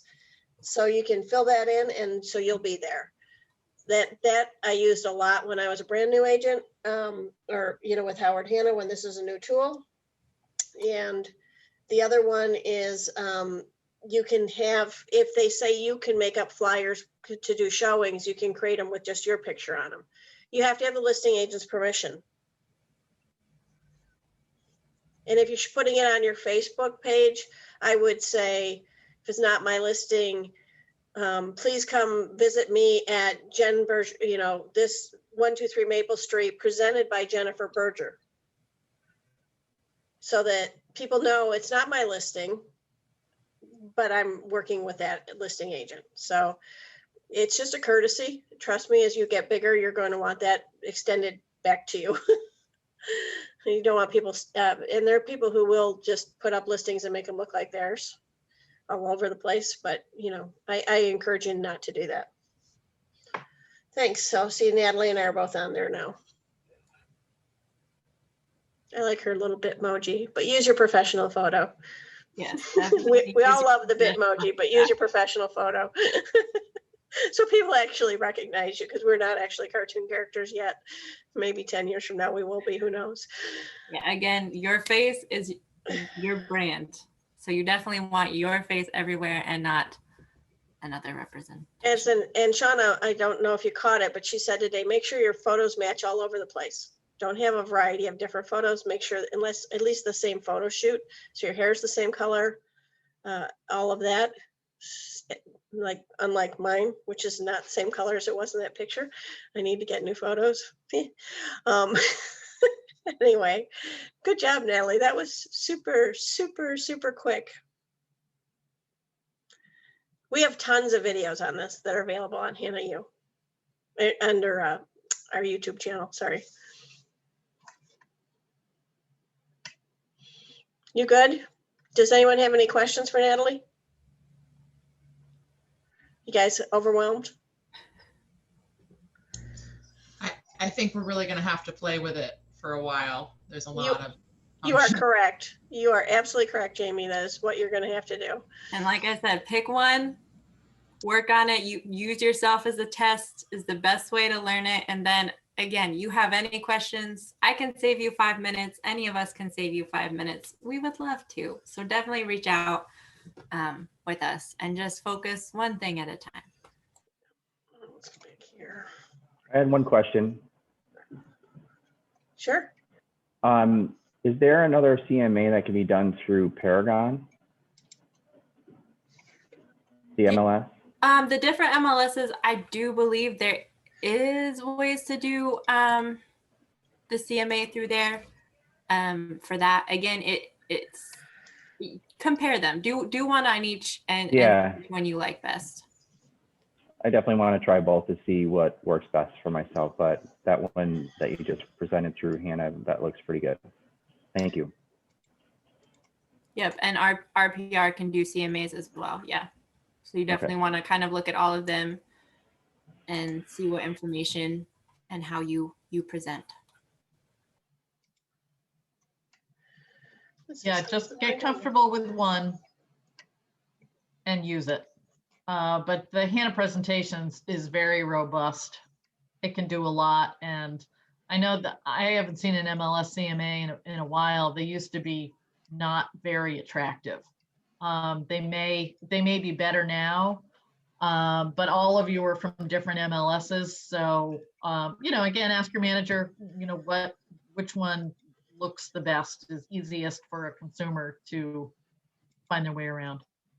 Yeah, I tried one on the MLS last week and it just wouldn't load.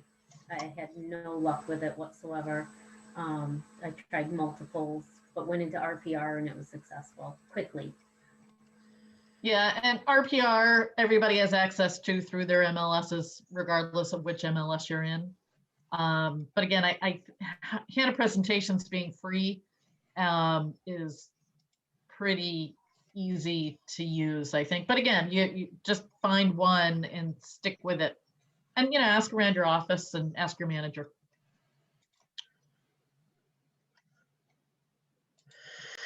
So we're going to move on to what you guys are actually going to be working on. Hopefully most. Jen and I will present this together for you. So this is from offer to acceptance, property selection, crafting the offer, and the negotiation. So today, what we're going to talk about is how to provide a solid review of opportunities to discuss preparing buyers for a property tour and selections of a home to purchase, crafting the offer. How do you write the offer? Okay, now you found a house, they said they want it. How do you write it? Setting the stage for negotiations and securing the accepted agreement. A huge part of any property tour, any property search is setting expectations from day one. We've been talking about this since day one here. How do you set expectations for clients? And I do want to hear from you.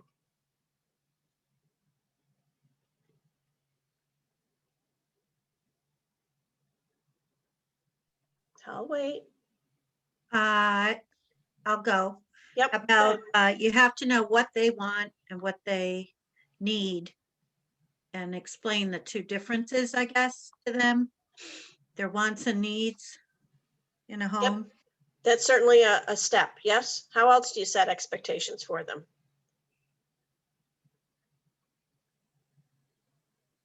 Price. What does that mean?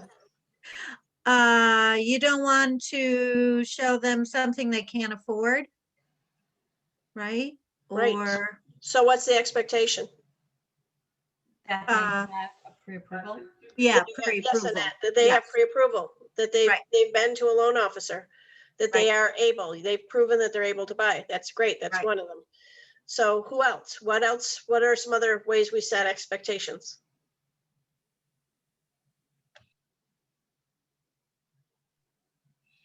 Yeah, Cheryl. Maybe be honest with them about what the market is doing in your area, such as, you know, right now there's a limited number of homes and where you're looking, and just be honest with them about what is out there. Yeah, not only honest, knowledgeable. Knowledgeable. You need to know what's out there. Because if you're in Bath, New York, you may not have the same inventory issue as somebody in downtown Syracuse, in the capital region, in one of the more influential suburbs around any of the city centers, right? So each market may be different. So where are you and what's your market like? So that, yeah, that's a great one. How else do you set expectations? We talked about this a little bit a few days ago. Maybe let them know that there's your perfect house might not be out there, that you're going to get them as close as possible. And you have to kind of be willing to accept some things that maybe they didn't necessarily, not that they didn't want, but kind of be a little flexible. Yep. I have a friend named Susie I met almost 30 years ago, and she had an expression, "Blessed are the flexible, for they shall not be bent out of shape." It's one of my favorite expressions. And it works really well with real estate. If you aren't flexible, you're going to be bent out of shape all the time, and so are your clients. If you are flexible and you can bend with the situation and you're a problem solver, you're going to do very well. So if you're not rigid and you're a problem solver, you're going to do really, really well. So before we have a property tour, what are some of the things that buyers are afraid of?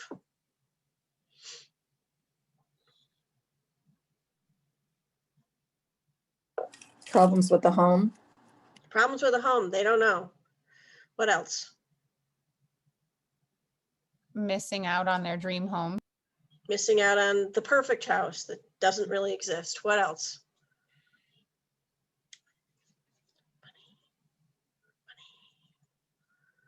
Whether they can afford it or not. Whether they can afford it or not, or Paying too much. maybe they paid too much.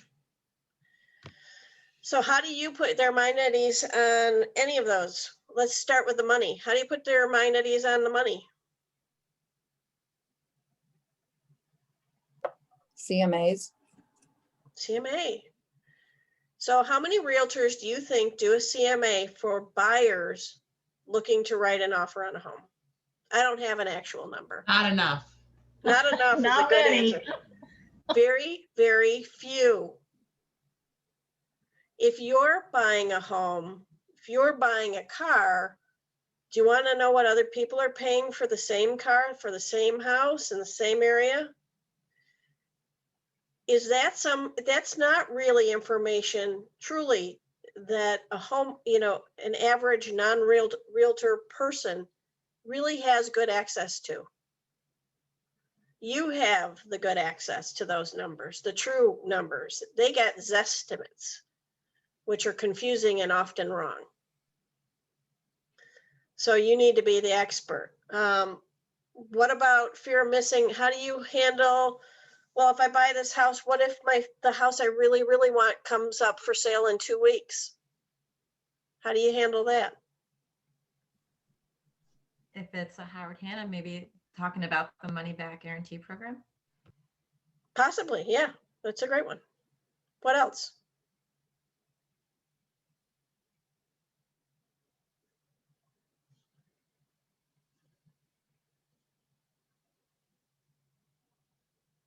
How can you address a house they haven't seen yet that may never come up, but they're afraid to buy today because of something that might happen? How do you address that? You state exactly what you said. You explain to them that they might miss out on a great opportunity for something that might not ever be, and then they'll end up with nothing. Right.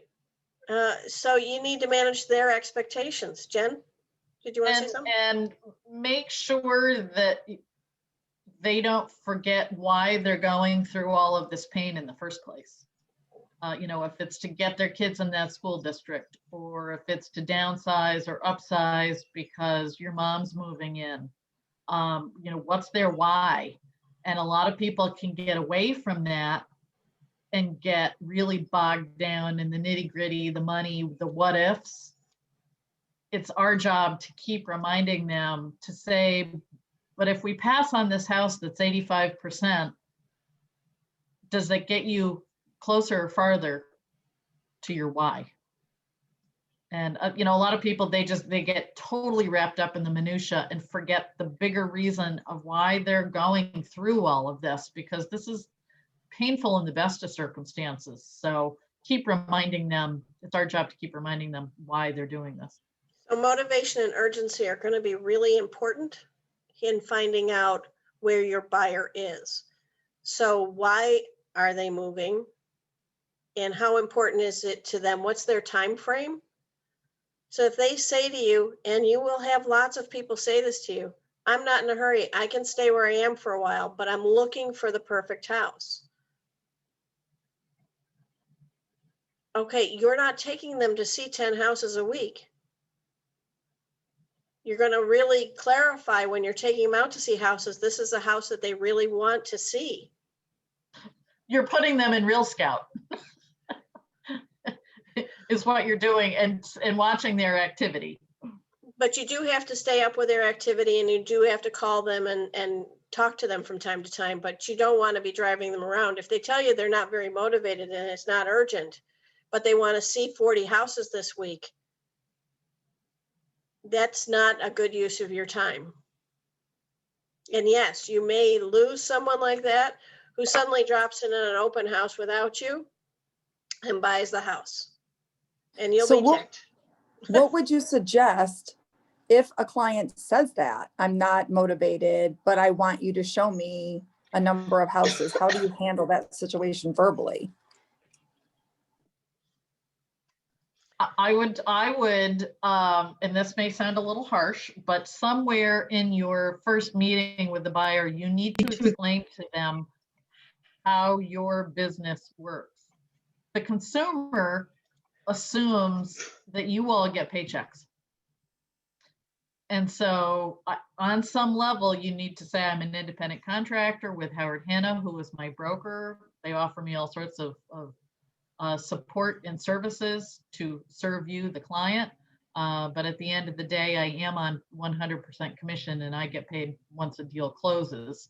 And I think it's okay to say, you know what, you need to find out what your timeline is. And they need to have skin in the game, which means if they're really ready, they're going to know like what area they're looking at. And if they don't know, then we need to say to them, okay, I'm going to give you some homework. For the next 5 days, I want you to drive around and look at areas that may suit your needs when the time comes.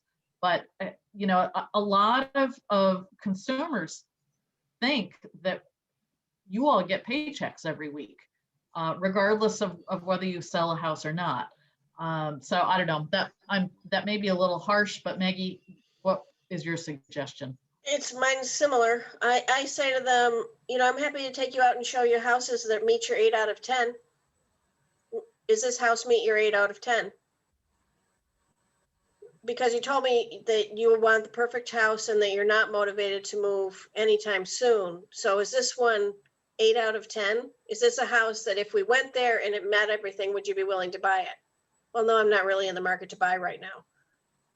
Well, then, if they have an open house, let me know. I'll make sure you've got my cards. I'll call the realtor, let them know you're coming.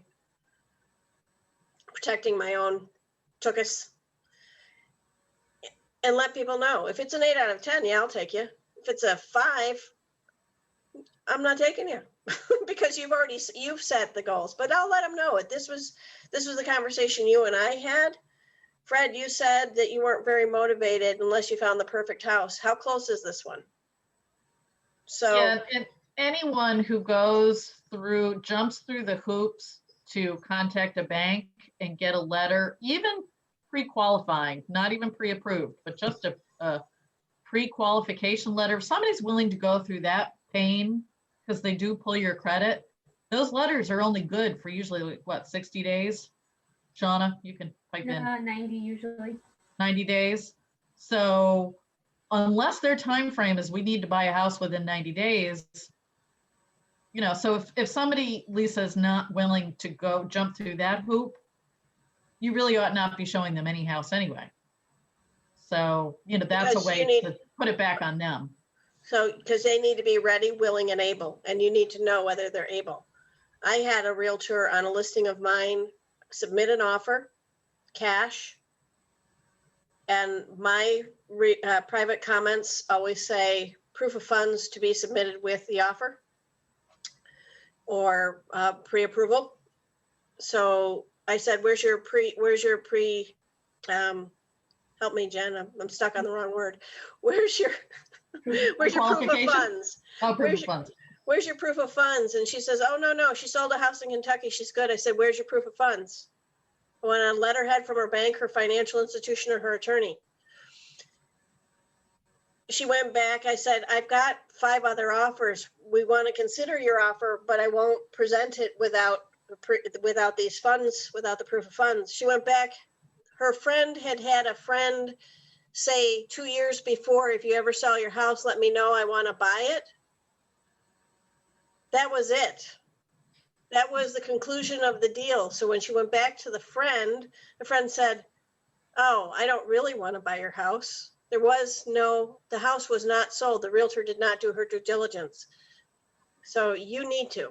So, because if that realtor came to me again, her name is written down in my little black book of make sure I get everything from her because she's not thorough with her clients.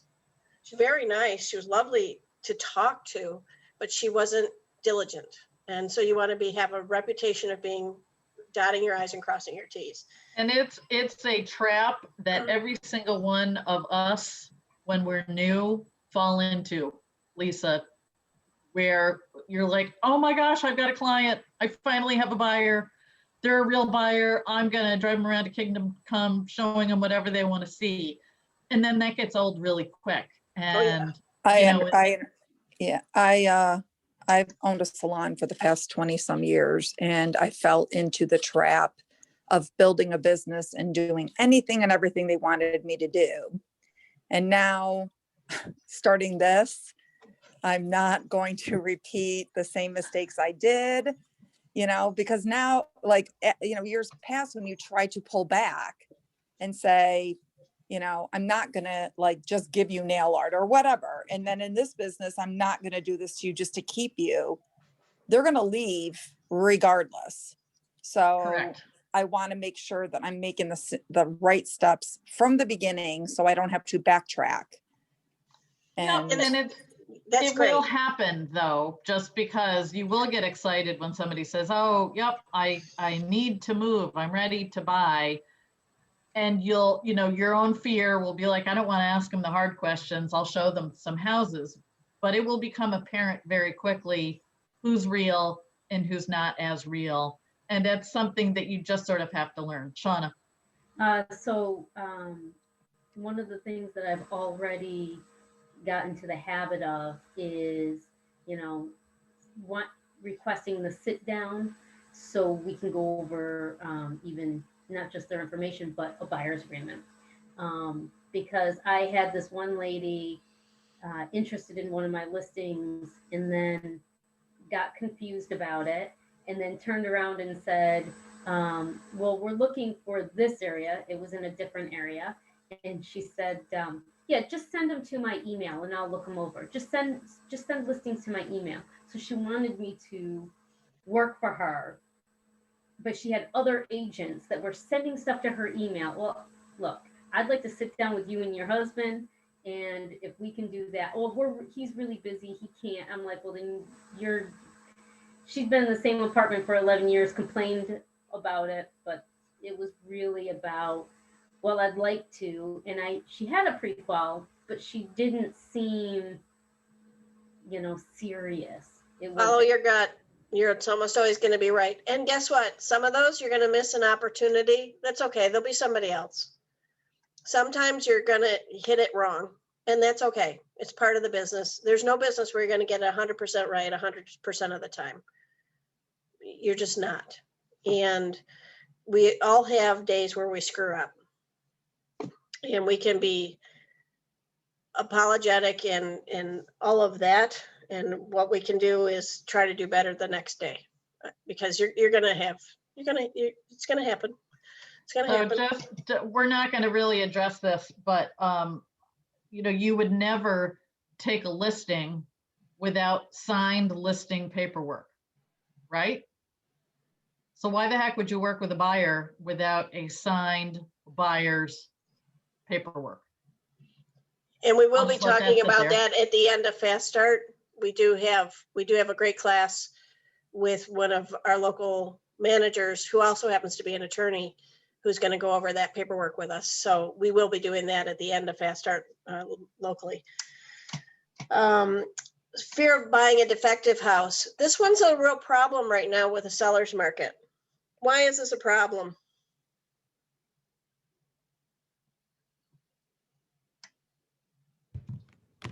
A lot of people are waiving their home inspection. They are. And it's scary, because if they want to get a house, we never recommend that you tell someone you shouldn't have an inspection. We just don't. And in Rochester area right now, there's been a rise in fall through, meaning the deals don't close because of this issue, because they're finding things out as they're coming closer to the closing table, and deals are falling apart.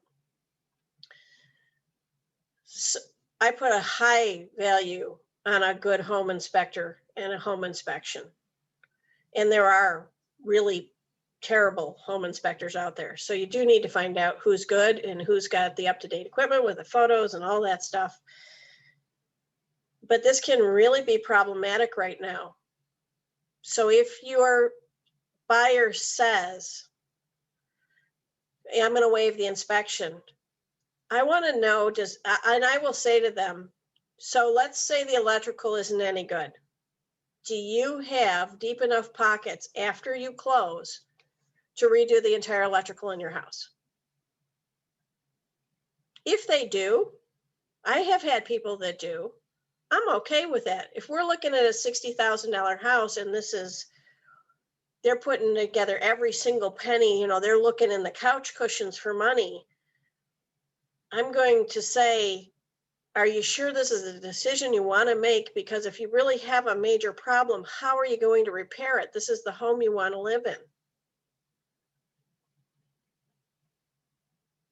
I ask everybody, because if I ask one, I have to ask everybody, but I'm going to ask them. Jen, do you have thoughts on this? It's okay to counsel people to not buy as well as buy. And yeah, there may be some people who are so close to the edge money-wise that it may be better for them to wait to be able to have a little bit of a cushion, and for you to say the right thing and do the right thing of saying, let's step away from this situation for a minute, and God forbid the day after you close, your furnace goes. Who has the $4,000 not using a credit card to replace your furnace? I'm shocked that home warranties aren't used more often in New York State. I think it's a great product, but if somebody's like, well, I can't afford to pay the inspector, red flag. If they can't afford the $250 or $450 or whatever it is, how the heck are they going to manage this? Buying a home is not renting an apartment. It's Same with the it's warranty. our job to educate them along the way. Same with the warranty. If they can't afford the warranty, they can't afford the work. Warranty is $550-ish as compared to maybe $5,000 on something. So those are great ways to determine. I'm a big believer in the warranty also.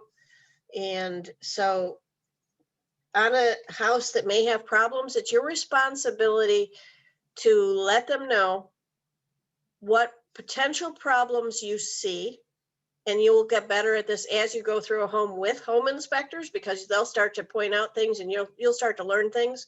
One day you'll go, oh, where did that information come from? I didn't know I knew that. You'll finally start seeing things, but it's your job to point things out, but not be negative about them. And it's a fine line.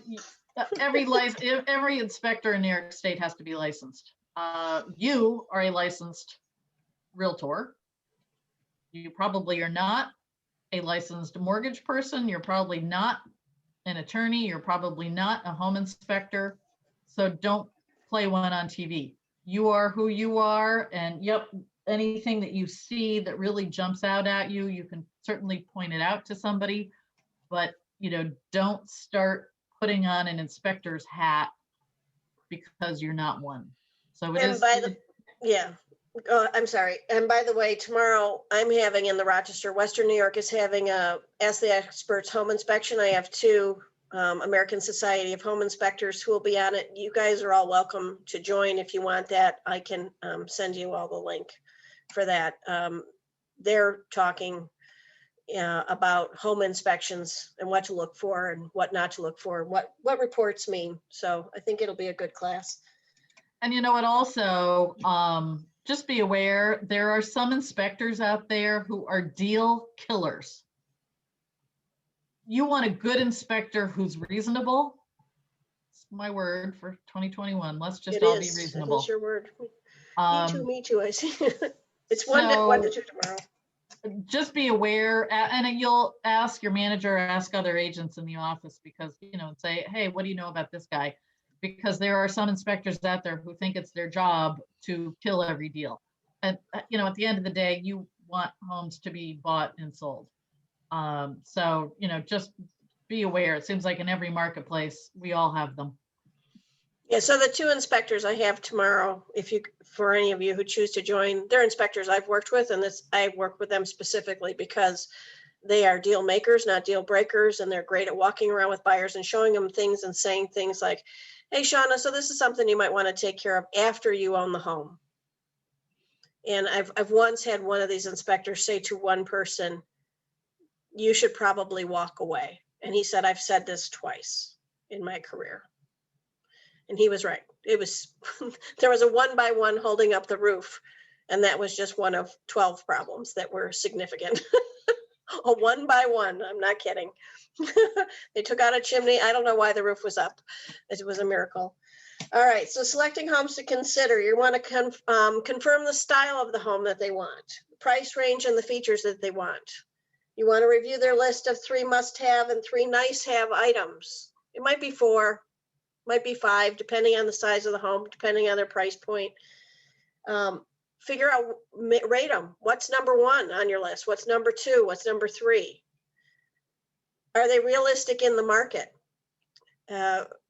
Christine Nothnagel, who's a banker for First Priority, said she had a man who came in, he's probably my age, and said, I've never paid full price for anything and I'm not starting now. And she said, well, that's great if you don't want to own a house right now. If you want to buy a house right now, you're going to have to pay full price and maybe then some. In fact, you should be considering 15 to 20% more considering the market it's in. And he's like, what? And she said, that's, if you want to buy a house right now in the neighborhood he was looking in the price point you're looking for, you're not going to get a deal. And, she was the banker because she wanted to qualify him appropriately and let him know what he was up against. And it also helped back up the realtor she was working with, the Howard Hanna agent, because she was helping the customer to understand the line, which is why you need to have bankers who are on your team and not just bankers you've called out of the blue. Bankers on your team are going to help support you with your clients by giving them good information. Do they have any special needs? Do they need to stay in their budget? If you go outside the budget, explain why before showing a house. So some people may have been pre-qualified for $300,000, but they don't want to go over 225, 230. You may show them a 270 house because it ticks all the boxes or very nearly all. Or it could also be overpriced. And you can show them the CMA to say this house is really overpriced. It's really more in line with your price range. Do you want to look at it or not? So you're going to have to tell them why you're taking them. You're taking them because you think the house is overpriced and you may be able to get it for the price that they can afford. You may be taking them because you know they can afford it. You want to see if they actually see the house and they love the house, are they willing to go up higher? So this is where math becomes really, really important when you're a realtor.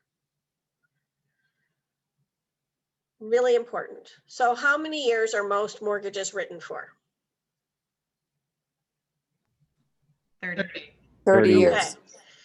So for every $1,000 at around 3% interest rate, how much per thousand, how many dollars per thousand is that per month? Anybody?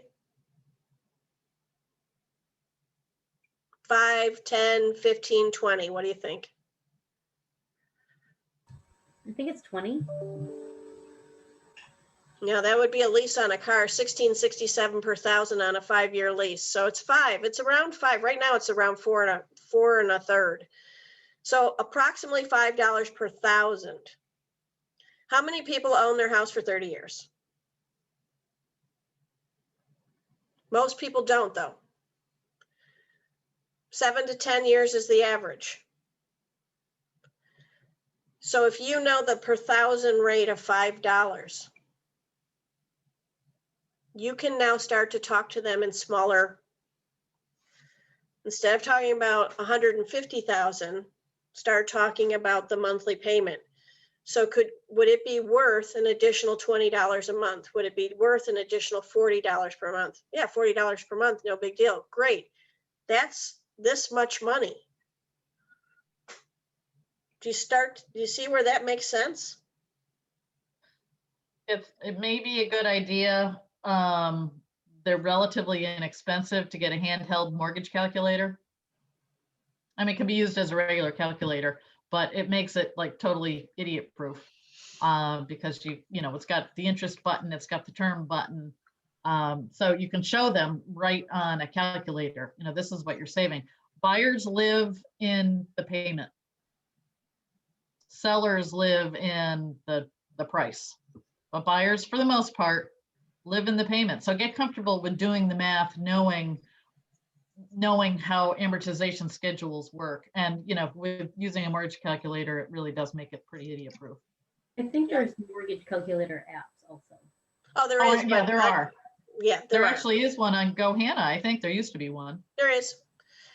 And for sellers and buyers, it's not a bad idea to have a price point on a house and do some math.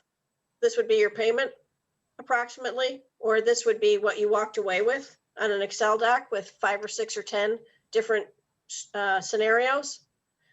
So they already know going in. So those are things, depends on that's my kind of weird Excel thing. I like Excel. So that's kind of weird thing I would do. Scheduling home tours. Use MLS photos or virtual tours to narrow your list.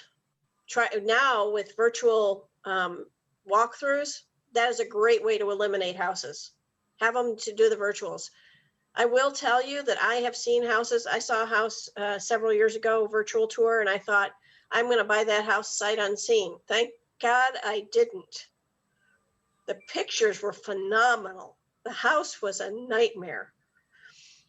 It was so bad. My realtor, at one point we went and we turned on a fan and it made this groaning sound. And he says, do you hear what it's saying? And I was like, what? He says, do you hear what it's saying? I says, no. He says, get out.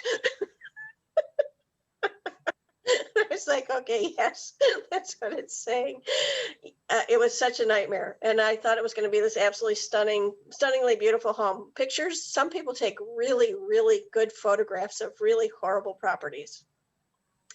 So be careful that you know what the properties actually look like, because you don't want to get a get out house. So using the photos and the tours, the virtual tours are excellent right now. Matterport, really, really good. Do all buyers have to visit the properties, or can one preview first? I'm asking a question. One can preview. Anybody disagree with that? One can preview, Lisa. It's not in your best interest, especially in a seller's market.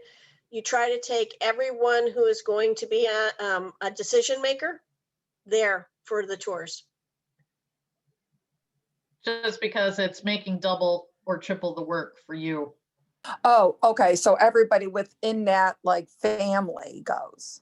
Is that what you're saying? Or all Any people that decision maker. Yeah, sometimes you have a mother or a father involved. Uncle Bob, the contractor. Right, so it's always good to ask, will everybody who is taking part in this transaction available to see the home at? Okay, got it. It'll save you a lot of time, and it'll solve a lot of problems before they become problems.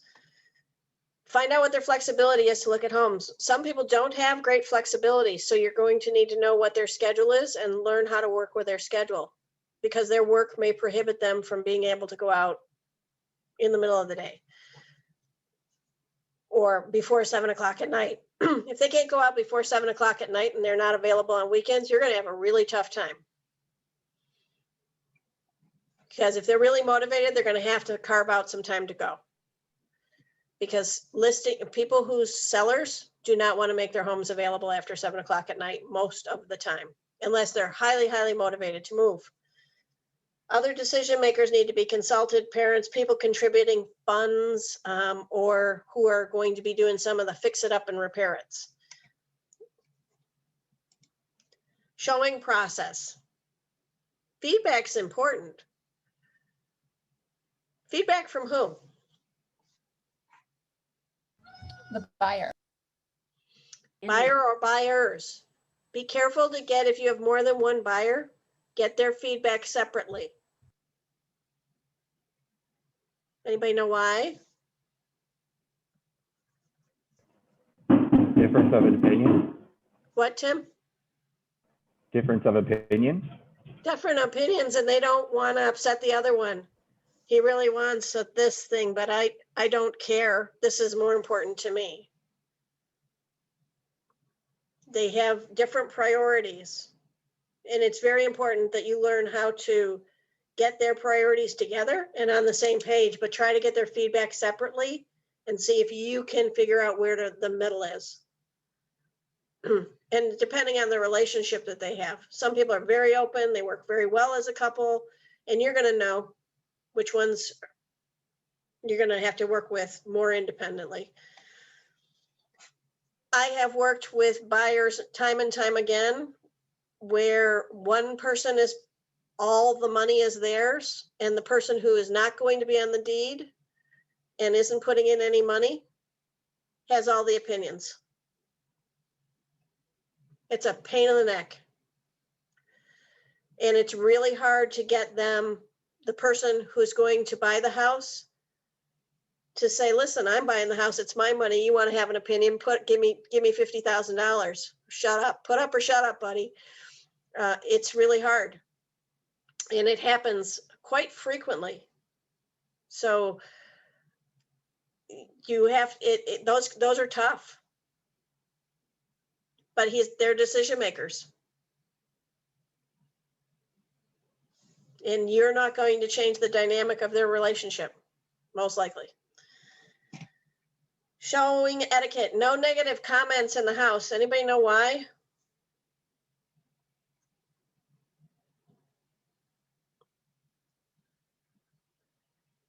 Oh my God, I hate the color of this That's the paint. tone. It smells. What? That's the tone. There's a bigger reason. Unmotivating. There's a bigger reason. There might be cameras. There you go. Deb's got it. They may be listening. They may be watching and listening. And they can. Only one person in New York State has to know that it's recording is being made, and that can be the person who's making it. So you may be recorded, both on camera and by sound. And So tell again, your buyers. that's a point of when you sit down with them to say, this is how I run my business and this is how it's going to go. And you need to be aware that this is when we go into homes, try and keep your opinions to yourself, because you just never know. And you don't want to tip your hand if someone is listening to a negotiation point. Yeah, you also don't want them coming in and go, oh my God, this is our house. I want this house. I'll do anything to have this house for the exact same reason. Right. They've ruined their negotiation ability. Because now everybody knows it, but they don't know the other side knows it. And no one has to ever tell you. So you'll not know which houses you were filmed and recorded in. Describe the procedures for a buyer attending the open house or new homes site without you. So what do you have to do with somebody who's going to a open house without you, or to a model home without you? What are you going to say to them?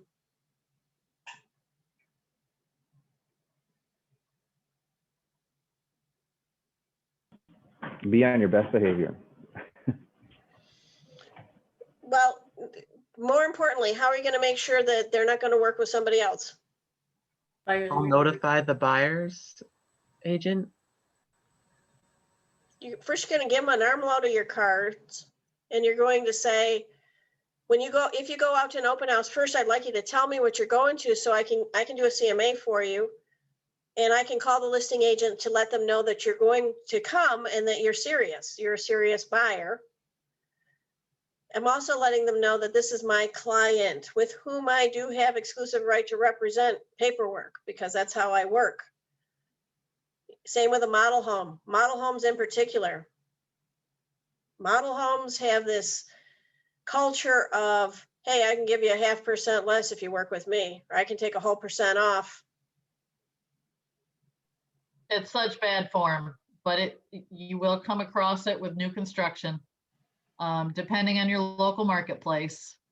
Some builders are better than others, but some builders say if your client walks in without you, you're not holding their hand, literally. They're ours, they're not yours.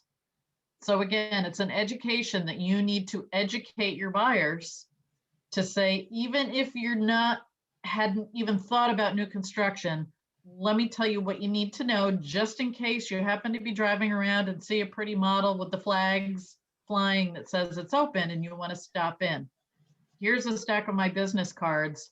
You walk in the door with my card, literally like this, saying, we're working with Jen Berger. She said to make sure to tell you. And it's an education process for the consumer that you need to have that dialogue with them, because, I ask any agent worth their salt and everybody has lost a buyer who they've worked with for a year to a builder who says they came in unrepresented, so you don't get anything.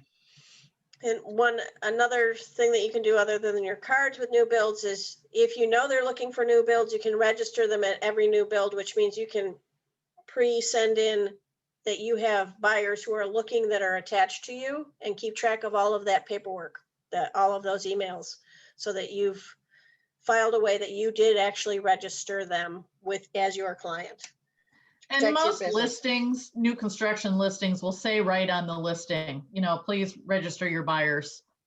And any agent representing a buyer worth their salt is totally cool with that. They want you to reach out and register your real buyers. So they're aware, because they don't want to spend a ton of time if they know that this person, and with new construction, they're going to wind up doing all the work anyway. New construction is one of the easiest things to sell as a buyer's representative, because you basically do make the introduction to the agent who represents the buyer, and then that agent does the lion's share of the work, because builders have their own contracts. Some of them have design centers, designers possibly to help out. So you get taken care of, you get paid on the contract price usually, or sometimes just the list price, the base price. But from there, they pretty much do all the work. So don't be afraid of new construction, but also don't keep your head in the sand. Get out there and register your buyers all over the place. Yeah, it can be a lot of fun to go out to a new build and help somebody build a house. My third buy was a brand new house. It was a blast for me. Unfortunately for me, the realtor who was a rep for that was great to work with. And I got paid when the bigger deposit was in. There's initial deposit, and then there's like a 10 or 15%. In this case, they paid you then before it was finished. It was pretty cool. I liked that. Didn't have to wait 5 months. All right, property selection tour. Preview when you can before you show. In a seller's market, you can't always do that. Sometimes you don't have the time. Alert buyer. This says to any negatives. I'd like you to cross that out and think to any potential problems. Because that word, I think, just makes you think it's got to be delivered in a negative way. Just let them know what the facts are. I had a buyer who was looking at a house, and the yard was hilly, and it was like sitting in a well in the yard as far as the grade. And it had recently rained. And even in the photographs, I said, I want to check this out when we get there, and I want to look at the basement and see if the basement walls are wet. And they said, why? And I said, well, on this hill, you can see there's a groove of water running down the hill, across the sidewalk, and right to the foundation. So I want to make sure that when we go in, we look at that spot in the foundation. They might have a French drain that I don't know about that's taking that water away from the foundation, but right now it's coming right to that spot. You could see it. It had eroded the property. And when we went in, guess what we found? There was no French drain, wasn't being diverted. That wall was soaked. And there were, it was an issue. So we made sure that we knew that ahead of time. So if they had made an offer on it, there turned out to be some other issues, but they would have wanted to have an inspector look at that specifically. Because that was a problem. The grade was completely wrong. So I made them aware, but I didn't say this, if that's a problem, you can't even look at this house. We said, well, we'll just get an inspector. We'll have them look at it. We'll see what we could do. And we'll see if we can get some estimates on what it would cost. There were other problems, so we didn't make an offer. There's always a solution. Almost always, maybe not always. Pretty close to always there's a solution. But can they afford that solution? Sometimes they can, sometimes they can't. Will the seller help? Who knows? You don't know until you get into the negotiation. Strategic showing sequence. Some people say show them the best one first. Some say show them the best one last.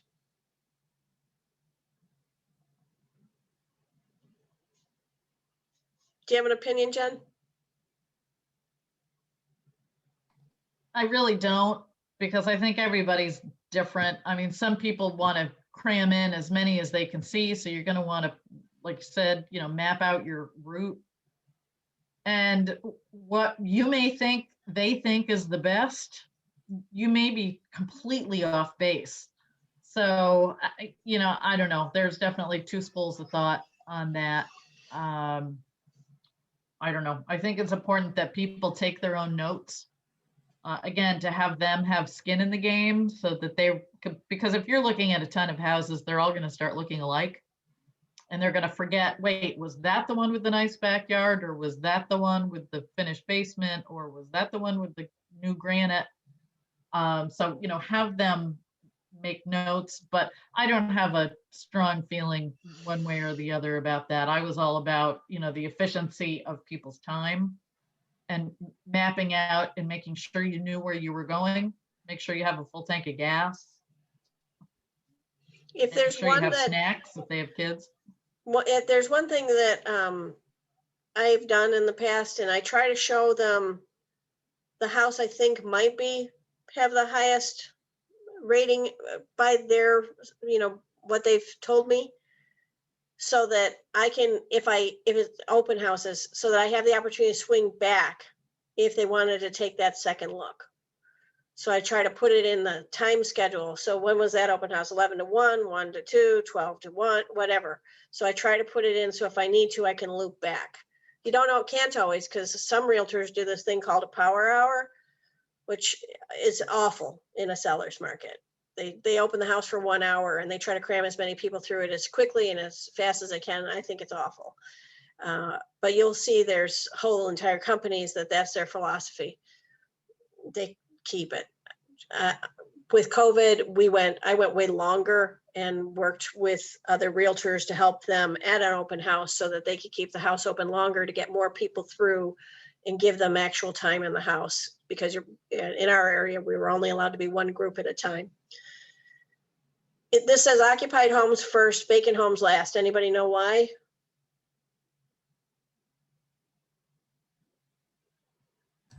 Vacant homes are always open. Yeah. Usually. Some realtors may not let you do that. So if it's open and I can go at any time and they don't care, I'll keep that vacant home. But if that realtor says you can be there from 1:30 to 2, I'm going to be there from 1:30 to 2. I'm not going to be there at 2:30 just because it wasn't convenient for me, unless I've talked to that listing agent. That's the property they're in charge of, and I respect that. So make sure, just because it's vacant doesn't mean it's you can go at will. Some you can, some you can't. And just I don't, in every marketplace, the majority of the capital region uses the Supra lock boxes with the app on your phone. Be very aware that the listing agent knows when you've opened it, knows when you've closed it, knows how long you've been in the house. So all that information gets recorded. So, you know, don't ever go back unless the listing agent knows you're going back, even with a vacant house. Better part of valor. Shoot them an email and say, hey, we're going back in. I know it's vacant, but just wanted to give you a heads up, because they're going to know anyway.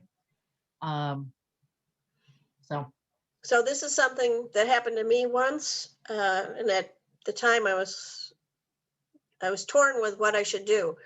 I was at a listing at the time I was supposed to with a super key, and as I was leaving the house, another realtor with their group showed up. And he said, "Oh, just leave it open and we'll go in." And I said, "No, I'm going to put the lock back on, and you can open it up." And he said, "Well, I don't have my super key." And I said, "I'm sorry, I'm not going to leave the house open for you. It's not my listing.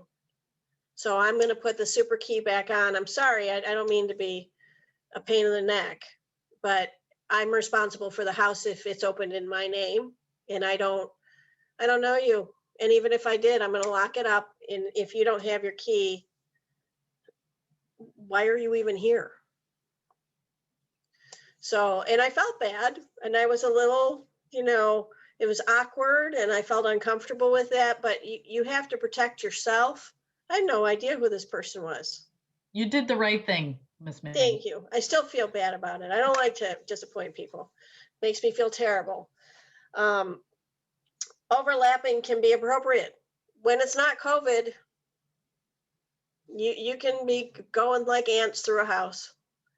Depends on the listing. They can just, I had a listing in the city a couple of years ago in Rochester, $65,000. It was a great price point in a good neighborhood. House needed some work, but which is why the price point was low. I had over 20 groups in on Saturday and an additional 20 groups in on Sunday. It was like an ant farm. People were it was like a 1,400 square foot house. They were everywhere. It was crazy, but that's okay. That's the way it was. And because of that, we got an exceedingly high number of offers. 9 of them were cash. It's fine. You can do that. You can't have them overlap. In COVID, you can't. So until things change in the world, beware of what your local culture and policies and guidelines are and follow those. When we're not in this culture anymore, you may be back to having the door open. And however, because I had that many groups, guess where I was? I was at the house because there was no way for me to keep that lockbox on and off because I knew they wouldn't do that. At one point, I had to pay somebody to go and sit for me because I had to go do something else. But I will pay somebody to go and sit at a house for me just to monitor it. Keep people focused, keep their selections narrowed down, rate on a scale of 1 to 10. So we've been talking about this for a few days now. You guys all understand this concept, right? You're just got to keep eliminating, rating, eliminating, rating, and eliminating. And with buyers right now looking in a seller's market, they need to look at a lot of houses so they can find one that they can actually make an offer that might be accepted. Can they make offers on more than one house at one time?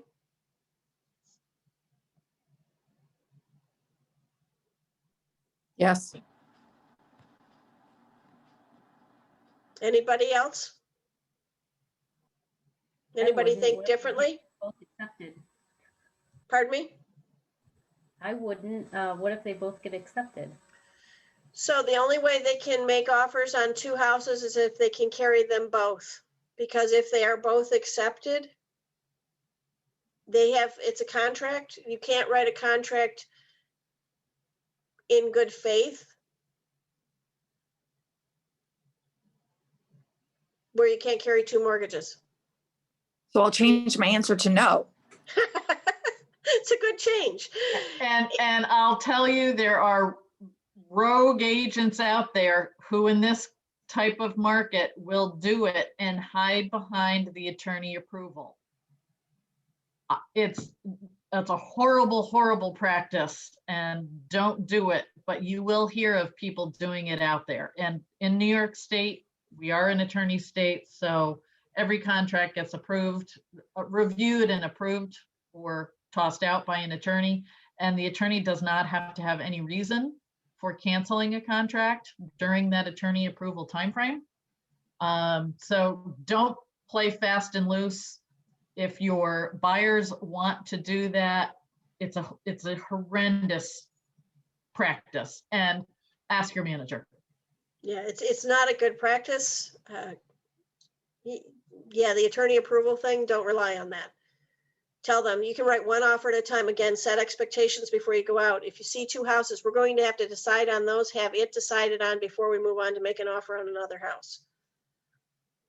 If you set the expectation, you won't get caught in this trap. If you don't set the expectation, your buyers may put a lot of pressure on you during a seller's market to make sure they get a house. And it's not the right way to do business. They need to make decisions based on what they really want to do. So keep them focused. At the end of the day, with the best of two, if you had to choose one, which would be the one you'd like best? Did you like A? Did you like B? Always coming back and asking them. It's like that eye exam thing. Which one's blurrier? This one or that one? This one or that one? And like an eye exam, they can't always tell. I don't know. I think maybe one. So you'll need to narrow it down a little bit. Help buyers see possibilities.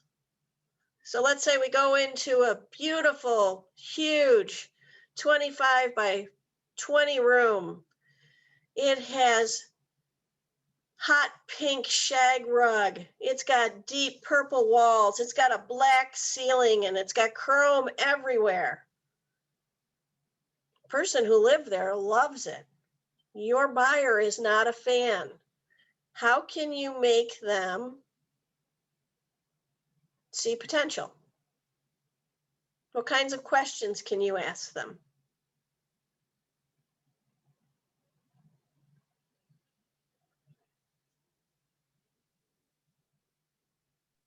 Go ahead, Cheryl.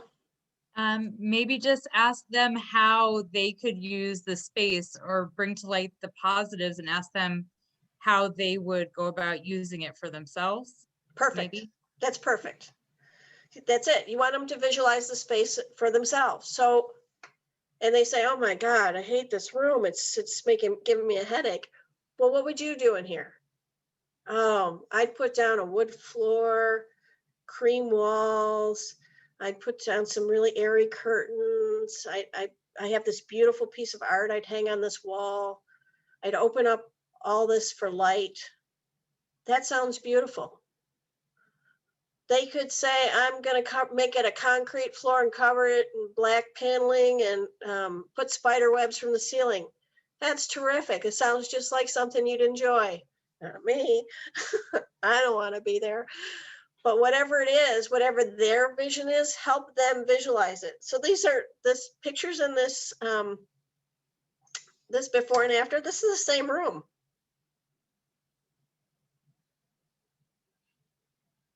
That's quite a significant difference. This is the same room. So help them to see that they can change the furniture. They can change the colors. One of the mistakes a lot of realtors make is say paint is cheap. Is paint cheap on a 25 by 20 room? Maybe with vaulted ceilings? Not even if you're doing it yourself.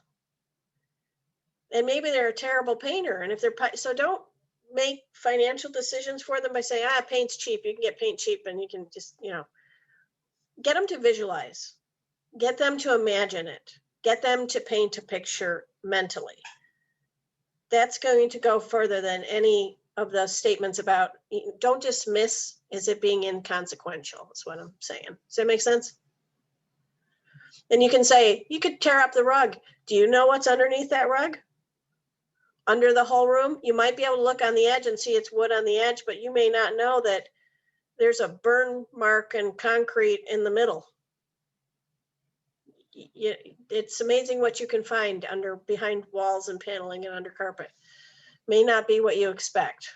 If you've ever watched, Fixer Upper or My Hometown or, Property Brothers, you know that what they find is not always what they're expecting. But you can get them to visualize. Yes, Cheryl. Quick question. Are there rules about clients taking photos in someone else's home if they wanted to walk around and take photos? Jen? Ask, you as the buyer's agent should ask the listing agent if it's okay for your buyers to take photographs. Most everybody's going to say, yes, absolutely, no problem. Again, better part of valor, be polite and ask for permission. Because yeah, I mean, in this state, you know, if you're seeing 5, 6 houses in a day, they do all start to run together. It's a great way. And it's also, you know, I've had like couples FaceTime each other if one's out of the country in the military or something, to FaceTime them to give them a tour of the house. Just get permission from the listing agent. One small red flag, and it'll almost never happen to you. Watch what they're taking pictures of. How well do you know the client? If it's somebody you don't know very well and you got sort of a creepy feeling about them, if they're taking pictures of kids, or if they're taking pictures of expensive items in the house rather than the rooms, kind of just be aware. Just have a little level of awareness. I don't think this is a big problem. I think this is a teeny tiny minuscule problem, but just have a level of awareness. Okay, just keep people safe. First yourself and then everybody else. Okay, property selection and tour. Your goal, help them find a home with their must-haves and some of their nice-to-haves. Based on your market expertise, add potential properties. So I had buyers I was taking around. We went to open houses. We had 5 for that day. When I met them in the morning, actually the night before, they called me up and they said, you know what, drop house number 3. I don't think we want to go see that. I looked at the house, I went back online, I looked at the house again, and I thought, boy, I really think they ought to see this house. So I didn't call the listing agent, I didn't cancel the appointment. Went to our first appointment, the house, it hadn't been disclosed, the house was in a flood zone. The water was up to the bottom of the first floor windows, the water line from the creek in the back. And I said, do they have a problem with flooding? She goes, well, they have flood insurance. I said, okay. Might have been a good thing to let people know. So that house was off the list. Went to the second house, and there were clearly signs of termite damage. So that house was gone. And they both turned to me and they said, no, I'm really sad we took that third house off the list. I said, well, I didn't. I figured we'd just drop by and stop and take a quick look. And if we didn't, I would have called the listing agent as we were traveling. So we went, guess which house they bought? That house that they didn't want to go see. That's when they walked inside, they're like, oh my gosh, this is it. This is our house. And they've been there for a few years. They love that house. It's sometimes you get a feeling for a house that they may not know. And sometimes you just take them anyway. Jen? And on the flip side of that, if your buyers haven't already driven by all the houses that you're going to get into to see, you may pull up to a house that you have an appointment for, and they may be like, absolutely not. We're not even wasting our time to go in there. You as the realtor need to go in there, open the lockbox, go inside, leave your business card on the counter and leave. And give the feedback that it wasn't the right house for my buyers. Because you did make the appointment. The seller is expecting someone to come through and look at their home. Certainly honor the wishes of your buyers, but your responsibility is to at least follow through on the appointment, just to say that, yes, we were there. No, it's not for them. Because a lot, there's nothing worse than if you're a seller and somebody makes an appointment and they don't ever show up. And, no call, no nothing to the listing agent. It's rude. And how would you like to have that done to you? So, treat all of the other agents on the other side with equal respect, and just, run in, throw your business card down and run back out and go on to the next one. Yeah. So on this house, had they said, no, we still don't want to go see it, I would have done that. I said, well, we're going to drive by that way. It was on my route. Could drive by. I'm going to stop in, drop off my card, and then we can move on to the next one. Or they could have gone and gotten a cup of coffee and met me at the one after that, or whatever. Finalizing the selection. Educate the buyer ahead of time about making an offer on the property and reduce their fear of the unknown. Create urgency and a strong sense of anticipation for the final homes that best fit the buyer's need. How do you create urgency and a strong sense of anticipation without also being a carnival barker? Come on, get it. Get them while it lasts. It's limited. If you don't get it today, you're not gonna. You don't want to be that guy either. So what's the medium? Where's the line?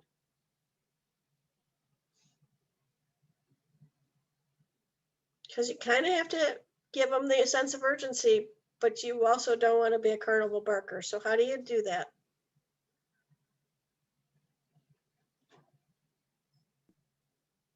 Justin?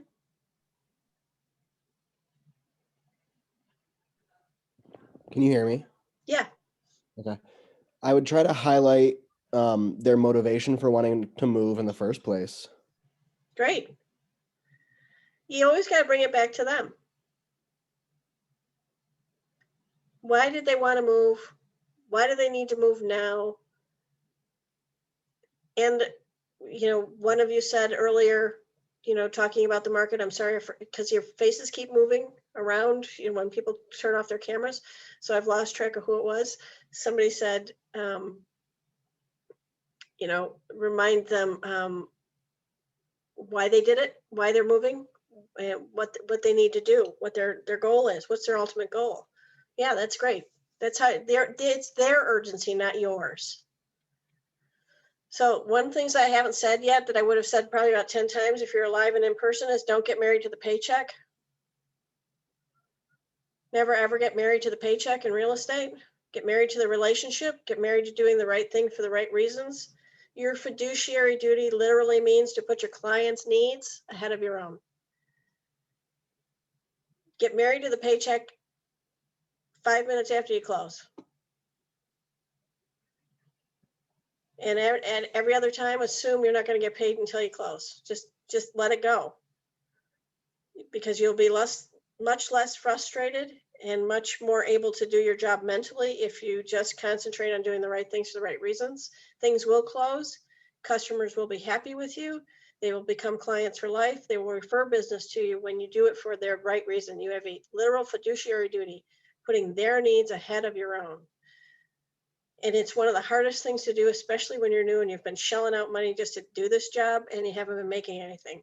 So separating yourself from that desire to get paid is very difficult. Somehow you have to find it in yourself to just let it go. And I understand the struggle. The struggle's real, as they say. But try to create the urgency for them, not for you. Keep your opinion out of the discussion, particularly if it's the right choice for the buyer. You may hate the house they chose. You may hate the location, you may hate the size, you may hate the stairs, you may hate the basement. There's going to be an awful lot of basements you hate. If you're anything like me, some basements. You may hate everything about it. Who has to live there? Not you. Not us. Not you. It's their choice. It's their decision. And sometimes you're just going to be mystified by their choices. Really? That's the one they want? They actually want this one? They see something you don't see.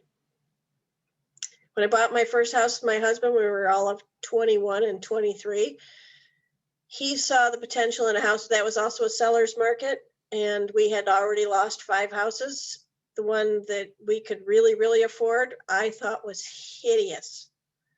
Hated it. Had gray asphalt tiles. It had green shag avocado rugs. It had paneling everywhere. I eventually would discover there was a window they paneled over. I couldn't believe it. It had dark foam curtains from floor to ceiling over beautiful gumwood trim. So I didn't even know it was there on every single window in the house. I cried the night we moved in. I can't believe I have to live here. It was horrible. It's like living in a hole. the night we moved in, but he could see it. When we tore out the carpet, we tore down the paneling, we tore down the curtains the first night. What I didn't know is the people who sold it to us were the neighbors across the street, or I wouldn't have done it. All the stuff that they had spent money on and done was being torn out of their house. But it turned into a beautiful house. So sometimes people can see potential. I couldn't see it in that house. It turned out to be a very pretty little house. It took some time. But don't make decisions based on what you think. It doesn't matter. Doesn't matter. So keep your opinions out of it. And it's very difficult to do sometimes. Reinforce the buyer's feelings about the home. If they're excited, mirror their excitement. If they're excited, you're excited. Ask for the order. Give buyers time and space to make their decision. If you sleep on it tonight, you might not get to sleep in it tomorrow. It's never been more true than in a seller's market. And that's information you need to share with them. Don't be flip. Don't actually use this line. You can think this line. Don't actually use it unless you're telling them. You know, there's a saying in real estate, if you sleep in it today, you might not get to sleep in it tomorrow. Thanks, Tim. But don't be flip. Make sure that you're telling them, you know, in a seller's market, ask them the question. What's the question? I gave it to you the other day about the house. If they like the house, but they want to sleep on it and you think you're worried they're going to lose it, what's the question? If it gets sold tomorrow, are you going to regret not submitting an offer? That's it. That's the question. If it got sold tomorrow and you didn't make an offer, would you be upset? Would you, that you lost the house? If they say no, that's fine. They've made a decision. You've let them know that they could. If they say, yeah, I'd be really upset, you need to write an offer. Yep, perfect, Justin. Good job. Closing techniques. Ask for a decision. Pros and cons. A good technique for people who are having trouble making a decision. So let's write down the pros. Let's write down the cons. Which wins? Sum it all up. Restate all the features. So this house, you told me you needed a 4-bedroom, 2 full bath. You hoped for a half bath. You wanted a fenced-in yard for the pets and the kids. You wanted a den. It was okay if it was in the basement. This house has all those things.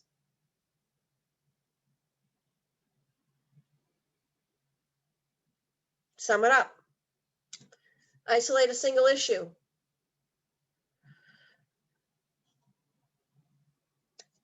So the basement has a little water in it. What's a possible solution to a basement with a little water in it? And I mean a little. What might it be missing that it should have? Sump pump. That's one. What's the other thing it might need? Summertime. It's been raining a lot. And dehumidifier. Dehumidifier, one or both of those. If it looks like a more dramatic problem, let's get somebody in and see if we need to have a French drain. Maybe it's a floating drain. It just needs to be cleared out. Maybe it's clogged. Find solutions. So if we could solve that problem, would you buy the house? If that wasn't a problem, would you buy the house? Yeah, I love everything else about the house. All right, let's see if we can get somebody in here to tell us what we need to do to make this work. Does that make sense to everybody? Isolate the problem. Ask them if we could solve that problem, could we move ahead? Would you want to? Does that make sense? A lot of realtors are afraid to go to the problem. If you're afraid to go to the problem, you're going to not have a lot of deals come together because you're a problem solver. That's really becomes your main job. You're a problem solver. So be a problem solver. Are you the source or the resource?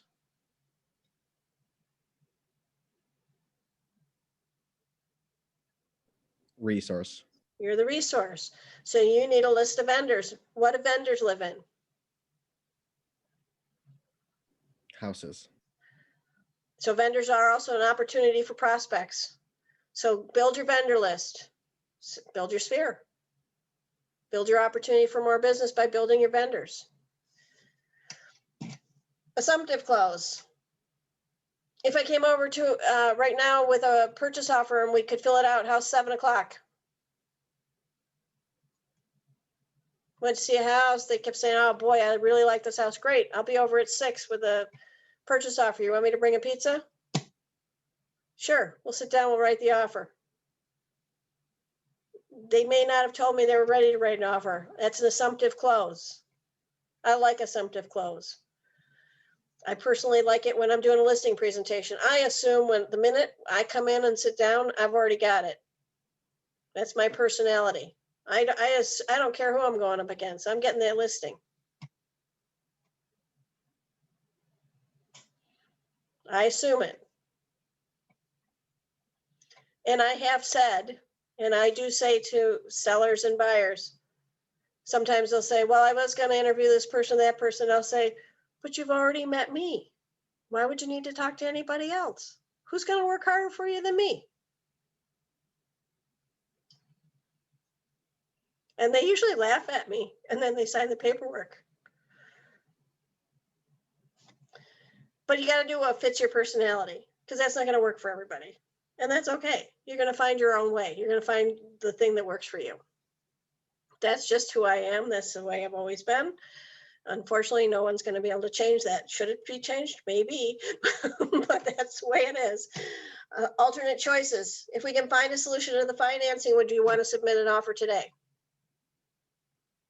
Sometimes a different bank can have a different solution for the same house. Because maybe I need a rehab loan. All right, so we need to put in a French drain. So let's go talk to XYZ banker who can get us a rehab loan. And we can take care of that problem and just build it right into the mortgage. How's that sound? Oh, that'd be great. Because I don't want to pay for it after the fact. I want to build it into the mortgage. Maybe I need to go to a small bank and get a portfolio loan because it's a weird problem that some banks don't like. But I can get it by community bank, whatever. And get really comfortable with asking these direct questions because it will separate the wheat from the chaff very quickly. If somebody's just like, oh no, I'm not buying the first house I saw. But what if it's your almost perfect house? Oh no, I need to see what, 10, 20, 50 houses. So if you ask these direct questions and people are like, oh, no, big red flags that they are not ready, willing, and able buyers because they're not ready. And that's okay, but you don't want to waste your time, their time, sellers' times. So get very comfortable with asking these direct questions. But if they say, and I've had this happen, I had a young couple, first house we walked in, that was the house. They're like, oh, but we can't buy the first house we saw. I said, how many do we have to see? She says, well, at least a couple. I said, great, pick 3. Let's go. Here's the list that I gave you earlier. We're going to go see them right now. So we can write an offer right now. And we did. We went to see 3 more houses. They came back, they wrote that offer. That's where they live. That's their house. But they needed that little bit of comfort of seeing something else. So I made it happen right then and there. This also speaks to make sure you're leaving enough time to deal with your clients. Don't bang your day up thinking everything is going to go perfectly and I'm going to be working by the minute. That is not how real estate works. Give yourself lots of cushion for traveling. Please don't be people to drive 110 miles an hour to get from one listing appointment to the next or one appointment to the next. You're on the road a lot. You run the risk of getting a lot of traffic tickets and getting hurt or hurting somebody else. Just be reasonable. I like Jen's 2020 word. We're going to be reasonable. Now that a property has been chosen, it's time to craft the offer. Remind the buyer that sellers have their own reasons for putting their house on the market. And sometimes it has nothing to do with money. My husband's job changed. We got to move to Virginia. We got to be there in 30 days. My mother is sick.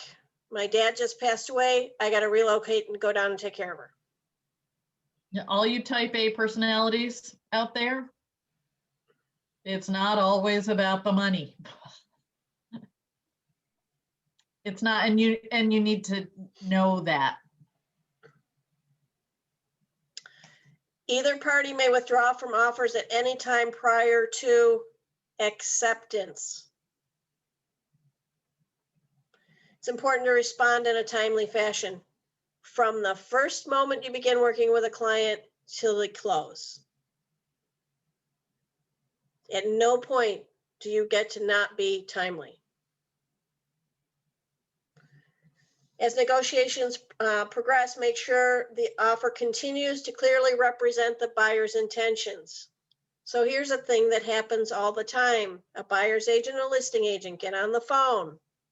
Hey, Deborah, would your client, do you think your seller would take 5,000 less? Oh, I think they might. Okay, well, tell them 5,000 less. Have I put it in writing? Have I asked my buyer? Guess what? It's nothing. Everyone has to be aware of what everyone is doing. As a realtor, put it in writing. Must be in writing. May you have those conversations? Sure. But then guess what? You got to go back, get the approval of your client, get it in writing and present it to the other side. You are going to come across agents who thinks that's ridiculous. I don't know why they think it's ridiculous. It's the way it should be done. And your attorneys will back you up on that's the way it should be done. Document any recommendation you make that the buyer refuses. So I recommend that you do this. Why do you want to document that you said this and they said no? Why do you want to document that?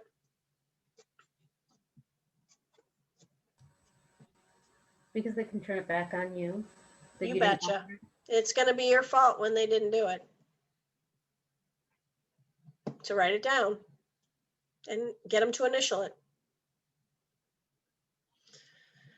Encourage the buyer to respond to counter offers promptly. Some buyers, this is a pain. Some are right on it. So you need, again, to set the expectations. If we're writing offers and counter offers, I need to have know that you are able to sign whether electronically or in person so that we can get things, keep things moving. Because what can happen if things don't keep moving?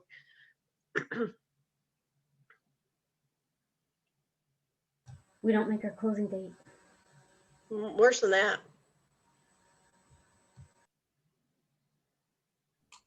The offer falls through. The offer falls through, they went to somebody else. If you're in the middle of a counter offer and you don't have anything signed, you don't have anything. They can move on. They can say, listen, you didn't respond to me, we've moved on. Oh, well, no, my buyers were going to do it. They just, you know, they were out to dinner or I was out to dinner. And it's in the middle of a counter offer.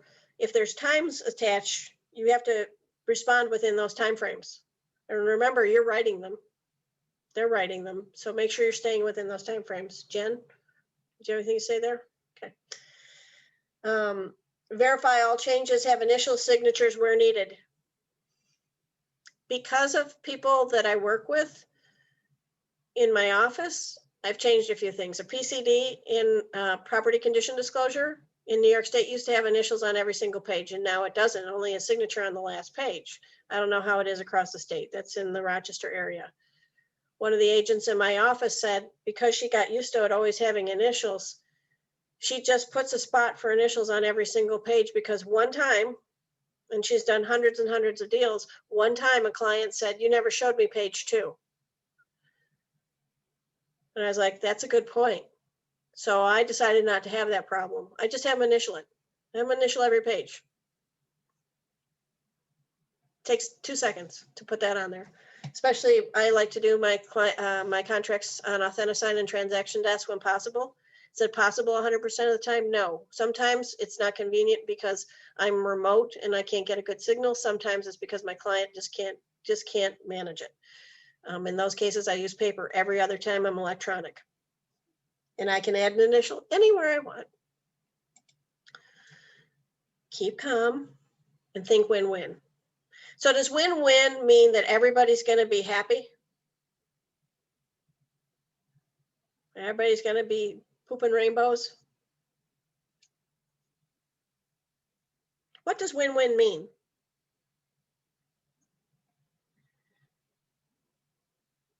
Compromise. Win-win generally means that both parties feel like they gave up a little bit. There's a little bit of pain on everybody's part. However, it serves everybody's best interest at the end of the day. Everybody gets what they want, but it doesn't mean that somebody got taken advantage of. And it doesn't mean that everybody winds up with everything they wanted.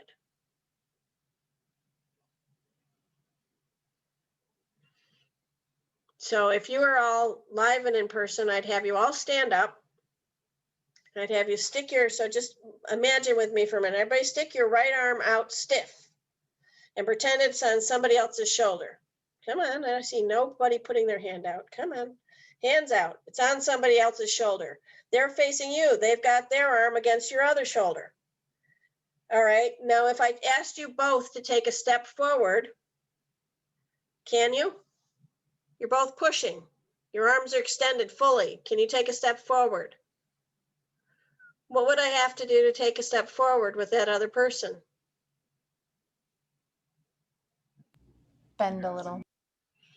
Yeah, but I have to negotiate it. Hey, Beth, if I drop my arm and I let you drop your arm, can we both take a step forward? Yes. Otherwise, all we're doing is pushing against each other. We're trying to win. And when I do this in a classroom, it's hysterical. You're all standing in groups of two, pushing against each other. You're laughing generally, but you're pushing hard. Even when I say you can negotiate it, people don't get it. And they keep pushing because we all have a desire to win in some way or another. Some people it's stronger than others, but there's this desire to win. So make sure that to achieve your desire, you give the opportunity to somebody else to just back down a little bit, to like, hey, if I drop my arm and I let you drop your arm and we each take a step forward, would that work? Yeah. I remember being on a plane going to Australia, and I was flying by this point, I went from Rochester to Chicago to LA, and I got on the plane in LA and would fly from LA to Auckland and Auckland to Melbourne, Australia. It's October 30th. The plane is full. There is not an empty seat on the flippin' plane. It's a big, big plane. I'm in an aisle of 4 and I'm the second one in. So when dinner came, I'm looking around at all the elbows that are about to go up. And I said to the two people on either side of me, hey, I'll wait to eat. And you guys can put up your elbows and eat freely. If when you're done, I can put my elbows up and eat normally, like a normal person. Is that okay? And they're like, that'd be great. And so everybody did. It was easy. But I really didn't want to be eating with my elbows like a chipmunk. It just didn't seem like I was going to be able to make it through this flight if I was going to have to spend, it's like 36 hours of travel time to get there. I didn't want my meals to be horrible. So I made the deal and I was the first one to compromise my position. You eat first and I'll eat second. Worked great. Think of things like that as you're negotiating. Avoid adversarial negotiation process. Don't pitch yourselves against people. So what's the biggest problem? We're going to talk about negotiation again another day. What's the biggest problem in negotiation when you're negotiating for your clients? What happens? What makes you adversarial?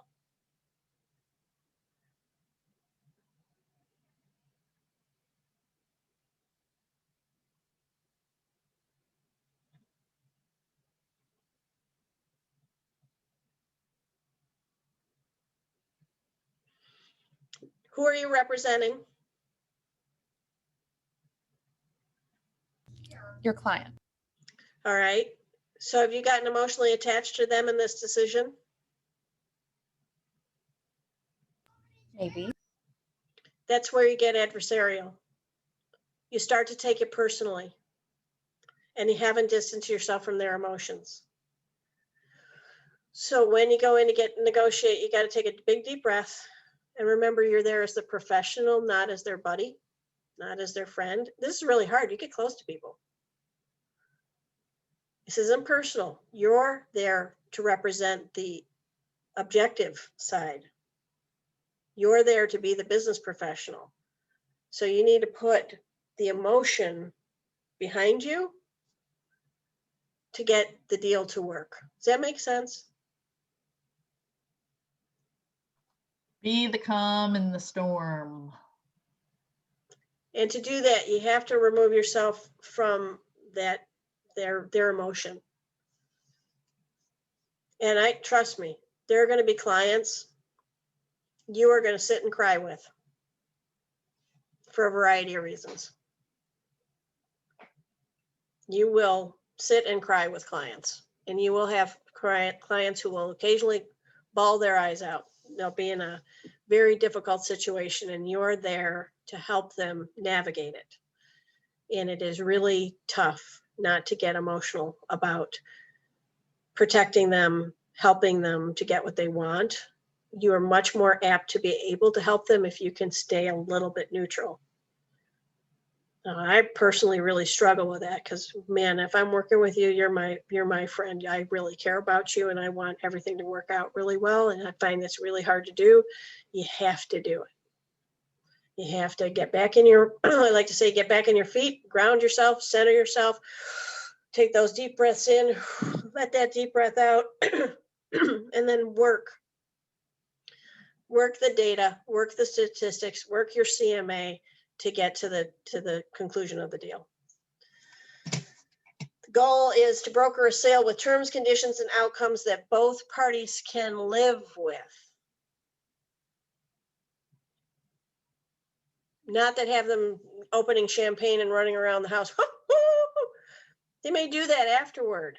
That's great. But it's something they can live with. You might need to give a little more. You may need to take a little less so we can get there. So keep those in mind. Drafting offers and negotiations, home buyer misconceptions. Your home buyers may question that you want to get them the lowest price. Why? Why do they think you might not want to get the lowest price? If it sells for more, you make more commission. Right? So one of the things I've had to say many times to different clients is, I've had people say to me, but if I do that, then you're not going to make as much, because they care about me. And I say, you know what? I'm not part of this equation. This is about you. It's about you and your family and your financial situation and your decision. It's not about me. You need to remove me from this completely. Well, I don't want to shortchange you. You're not. You just do. We're going to do. I was hired to help you. You weren't hired to help me. So it's my job to get you what you need. It is not your job to get me what I want.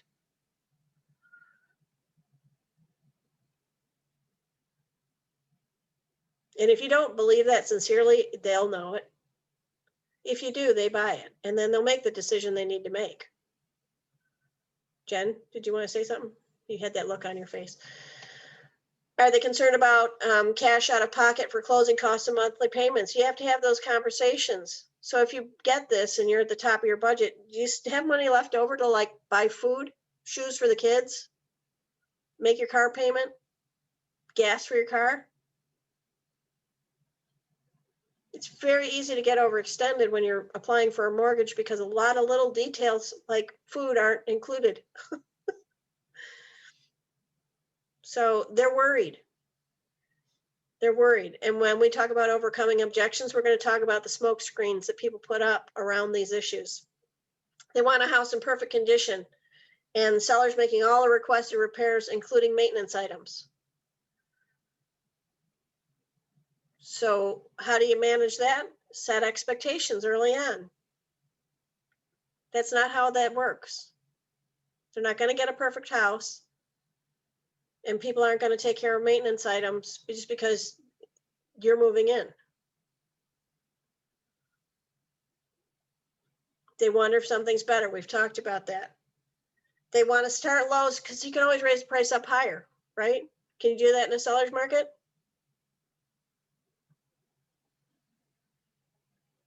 Not really. You're gonna have to start with your highest and best. However, based on a CMA, you don't want to be highest and best based on what you think other people are gonna pay, based on what the house is worth and worth to that particular client. Does that make sense? Home seller misconceptions. Wonder if the agent is undervaluing the house to make a quick sale. That doesn't happen as much in the seller's market.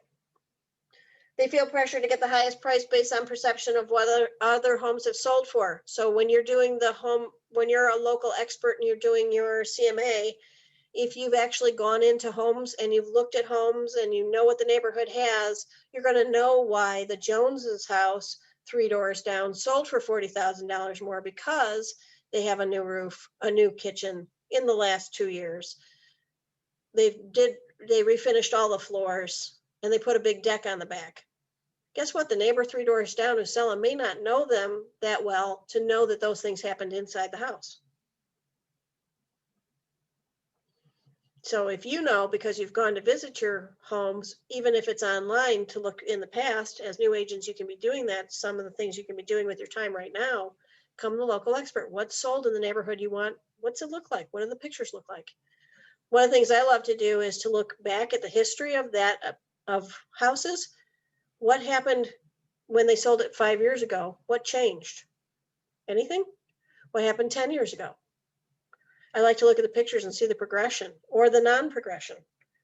I love to see the ones where the price has gone up $30,000 and they haven't done anything in 15 years. The guy who did it 15 years ago did it all. And they try to pass it off as new.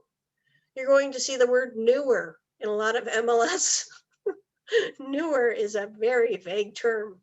Newer can be, I've seen a newer put on 20 things are 20 years old. That's not new to anyone. It's not even newer. It's old. There's going to be sellers that think the buyer should make repairs even though they're maintenance items. It's good enough for us. It's good enough for you. If it's defective and it's in safety, health, and structural, maybe not. Bank may require it to be done. And that depends on the type of mortgage. That depends on the type of house. So there are factors that can influence all of that. Sellers might believe the house is worth its asking price and more. I have the best house in the neighborhood because it's my house. They may not be right. And you're going to have to show them why it's not right in a nice way.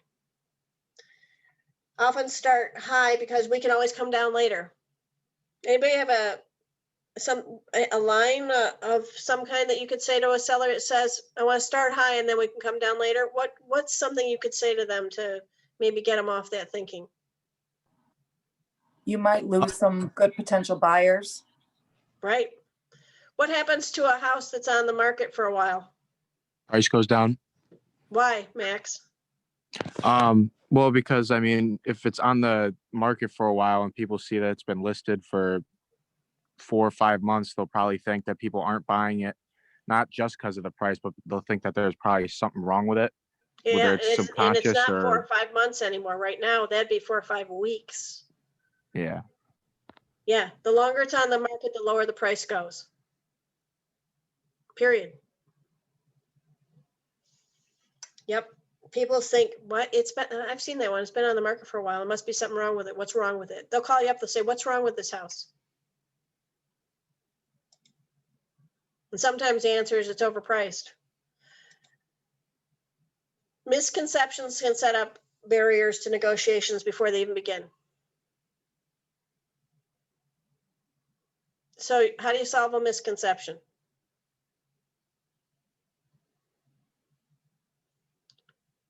Pick up the phone. Call a listing agent. Call the buyer's agent. Have a conversation. Break down those barriers. Don't let them just stand there. The goal of negotiation is to come to an agreement, to advocate without adversity. Negotiation is about achieving agreement rather than engaging in conflict and confrontation. There are some realtors that believe that it's about engaging in conflict and confrontation. And if they're meaner, if they're more aggressive, that you're just going to back down and bend over. Please don't be that agent. Please don't be that agent. Achieve agreement. Even with these agents that you're going to come up against, and they're out there, if you don't engage in their nonsense, you just don't engage. You don't meet them with conflict and confrontation. Just don't engage. Anybody have that family member? I think we all do, right? We've all got Uncle Dana. He was the one in our family. Everything was a conflict. Everything was an argument. He knew everything. God bless him. And he always wanted to have fight. If you didn't engage with him, he'd just go find something else, some other toy to play with. But man, if you engaged with him, he was merciless. You know, you just don't engage him. Just stick to the facts, stick to the details, and don't engage. Strive to negotiate from a position of strength. Let us never negotiate out of fear, but never fear to negotiate. A lot of realtors are afraid to negotiate. They're afraid that they're going to lose if they negotiate. Not if you're actually negotiating. Bring facts, bring figures, bring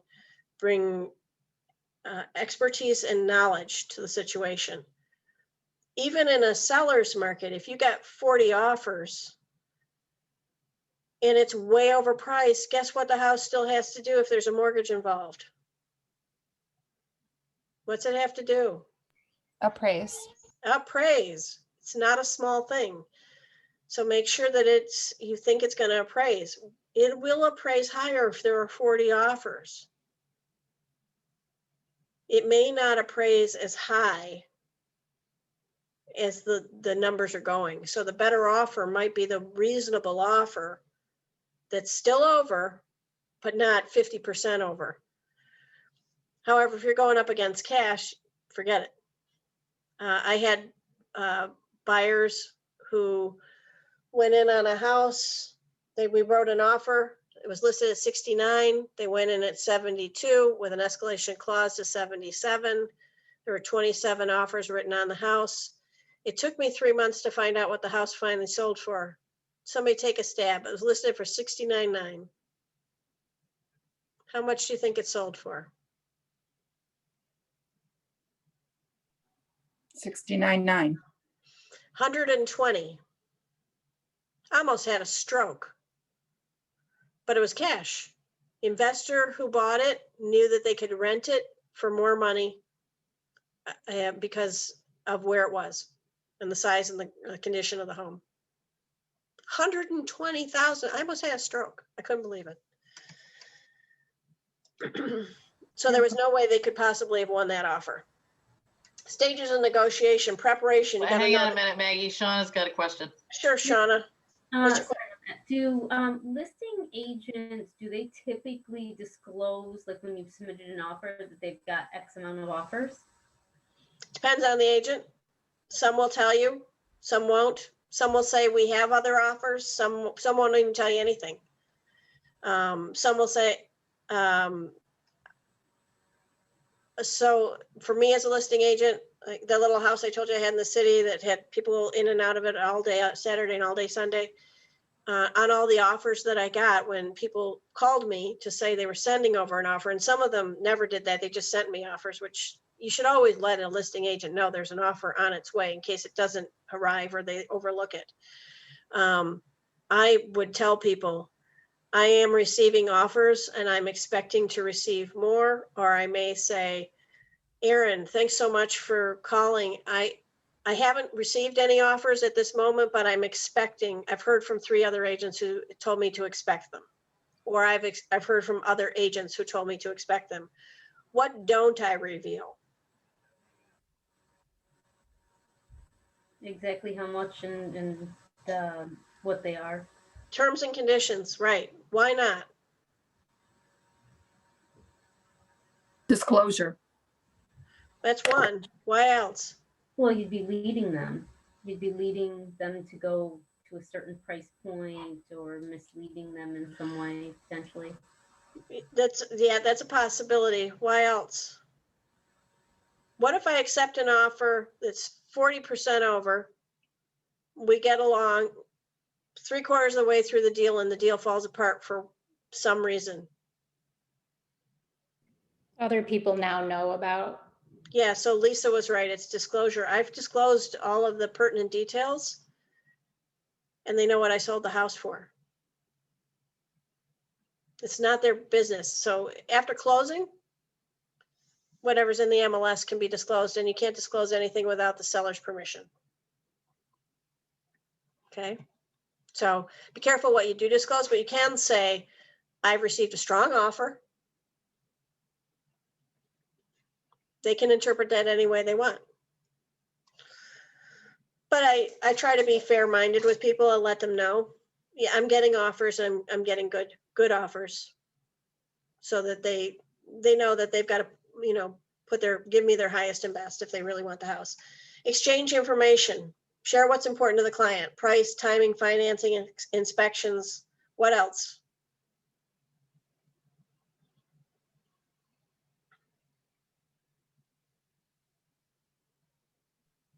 Hey Maggie, I gotta jump off. My furnace is making a funny noise. Okie doke. Well, have fun with that. I hope it's gonna be okay. And yeah, I hope so too. I'm sitting here like listening and it's making a weird noise. So I may be right back, but Okay, all right. So think about all of the things that you want to tell them when you're getting multiple offers. I have an Excel document, so I have who the loan officer is, what the terms are, what the closing date is, if there's an escalation clause, what the increments are, what the cap is, if they want a home inspection or pest inspection or chimney inspection, when inspections are required, how much time for each of those to respond, how many days for the attorney approval. I have obviously the price, the down payment. So a lot of times realtors are getting too small of a earnest deposit. Should be in the neighborhood of 5 to 10%. I frequently hear, well, we put down $1,000 for an earnest deposit on a $400,000 house. Are you kidding? On a $200,000 house? No, that's not enough. If you think you got a wishy-washy buyer, make it a bigger deposit. And I've told 2 buyers, you're wishy-washy, I need $7,500, $10,000 down. What do you mean I'm wishy-washy? You seem like you might change your mind. So are you in? If you're in, put your money where your mouth is. If you're not, let's not write the offer. In both cases, they put in the offer and the big deposit. And guess what? They weren't wishy-washy anymore. Because you risk losing it if you just walk away. So if you got somebody that's wishy-washy, get them to put down a bigger deposit so you know they're going to stay in until it closes. Because they risk losing it. They can't just walk away for no reason. Bargaining, know your client's position and support them with data and an analysis, not your opinion. So when you're giving a price to a listing agent, when you're suggesting a price to a buyer, who is dictating the price? You?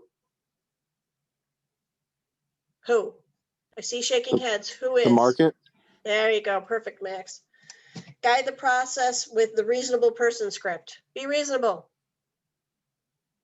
Be reasonable. Everything okay, Jen? You're muted. Close for decision. Focus on getting the client what they need and some of what they want. The goal is agreement. Present offers face-to-face if possible. In some cultures, this is really, really difficult to do. I've been able to do this a few times. No one can represent your buyer better than you. A piece of paper doesn't have the ability to say, hey, Justin, I'd really like to present my offer to your sellers, but I'm going to promise you a couple things first. I'm not going to talk about fair housing issues, just about my buyers and the house. And when I sit down, I'm going to say, hi, Justin and Doris, let's say you're the, guess where you are, you're this 2 squares below me. You're the couple who is the sellers. I'm gonna say, I just wanted to bring my offer over personally, tell you about my buyers. They love your home. And they can see themselves living here and they really want to live here. They've written an offer. They're really well qualified. Their bankers, Christine Nothnagel from First Priority, they've been pre-approved. They know this neighborhood, they want to live here, and we would love the opportunity to buy this home. Do you have any questions for me? Do you need anything? Do you need to close later, earlier? If you do, we'd be happy to consider what your needs and desires are. I will have also had that conversation with listing agent before I ever write the offer. Jen? Not every marketplace in the capital region, no offers are ever presented in person. It's hard. Yeah, it's hard. I've only been able to do it a couple of times. But you're absolutely right. Call the listing agent and have a dialogue with them, because it makes it so much more meaningful than just having an email pop up in your email with a purchase offer. Yeah, sure. So, quick question. In my family in the last year, both on the buyer side and the seller side, I've seen letters written by the Love buyer. letters. Is that a good idea? Something It you is recommend? it is a fair housing. Here's the thing. They're not illegal. I've heard of people say they're illegal. They're not. They're frowned on from a fair housing standpoint because oftentimes people say, I want to raise my family here. We are a white, black, Puerto Rican, Italian family who would like to continue the traditions of those are all fair housing violations. We can't say any of that stuff. yeah, We wanna ask your go to the school manager. system. They're big no-nos. They used to be a big thing. Okay. But people were unknowingly getting themselves in big fair housing trouble, completely unknowingly, but it was a thing. So in our neck of the woods, they are not used at all Interesting. Okay, anymore. thank you. Yeah, So, but double check with your manager. But yeah, they used to be such a big thing, and now it's a big no-no. In my private comments to other realtors, I write that no personal letters will be delivered to the seller, so they know up front. They are nice. I remember we used to do them when we were buying houses, but you can't. Yeah, they step on fair housing, and fair housing is getting tighter and tighter. So I would say not to, but talk to your manager. If the listing agent doesn't work that way, guess what? Listing agent doesn't work that way. We like to sit down with people, but make sure that if you're sitting down, you're not violating those fair housing issues. 3 potential outcomes. You got 2 minutes, Megs. I know. Acceptance, counteroffer, and rejection. Those are your 3 options when you deliver a purchase offer. It can be accepted, it can be countered, it can be rejected. This is what I tell my buyers and my sellers. It's never going to die on my table. We'll counter until somebody either says yes or walks away. But it's never going to die on my table, my lap. If your house is listed for $200,000 and they offer us a chicken and a goat, we'll say, offer accepted, accept, price to be $200,000 plus a chicken and a goat.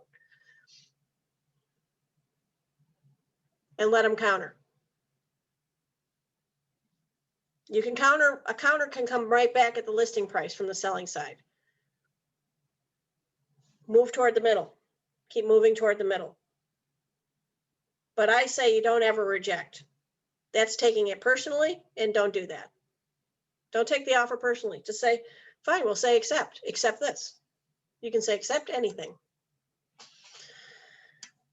Point to remember, it can be withdrawn anytime prior to ratification. Ratification is when everything's been signed, but it hasn't been delivered to everyone. Acceptance is when it's been signed and delivered to everyone.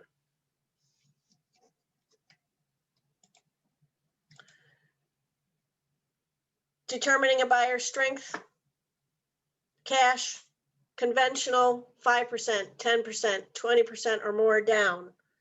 Are they pre-approved? What's the down payment? The bigger the down payment, the more skin they have in the game. Commitment date. Is it 40? Is it 30 days? Is it 45 days? Is it 60 days? Closing dates, possession dates, house sale contingencies, property requested. We're going to talk more about these as we get to contracts themselves, but you got to think about all of the points of negotiation, all the terms on the contract. Great negotiations, consider all these impacts. Earnest money, the amount, the deposits, the inspections, personal property, what's in it? Verbal agreements are dangerous. They're also not binding. Don't do them. Not enforceable. Got to have a paper trail. If it ain't written, it ain't. Pages 34, I think. So drafting a purchase agreement is a handout in the book. I think it's page 34. Action items, complete the worksheet, determine buyer strength, review the purchase agreement and worksheet and your ebook. All of you should get a purchase packet from your admin and fill out a pretend purchase offer. Write a story. Who is the buyer? Who's the seller? Write a story. Write it on a house that you know well so you can fill it out properly. So you should all be working on a purchase offer. When you get done with that, then start working on a listing. And that's it. Any questions? Anybody who wants to go? It's 4:32. You're welcome to go. I'll stop recording, and if you have any questions, I'll sit here and answer them. I just don't want to hold you because I know it's late and it's a horribly long day.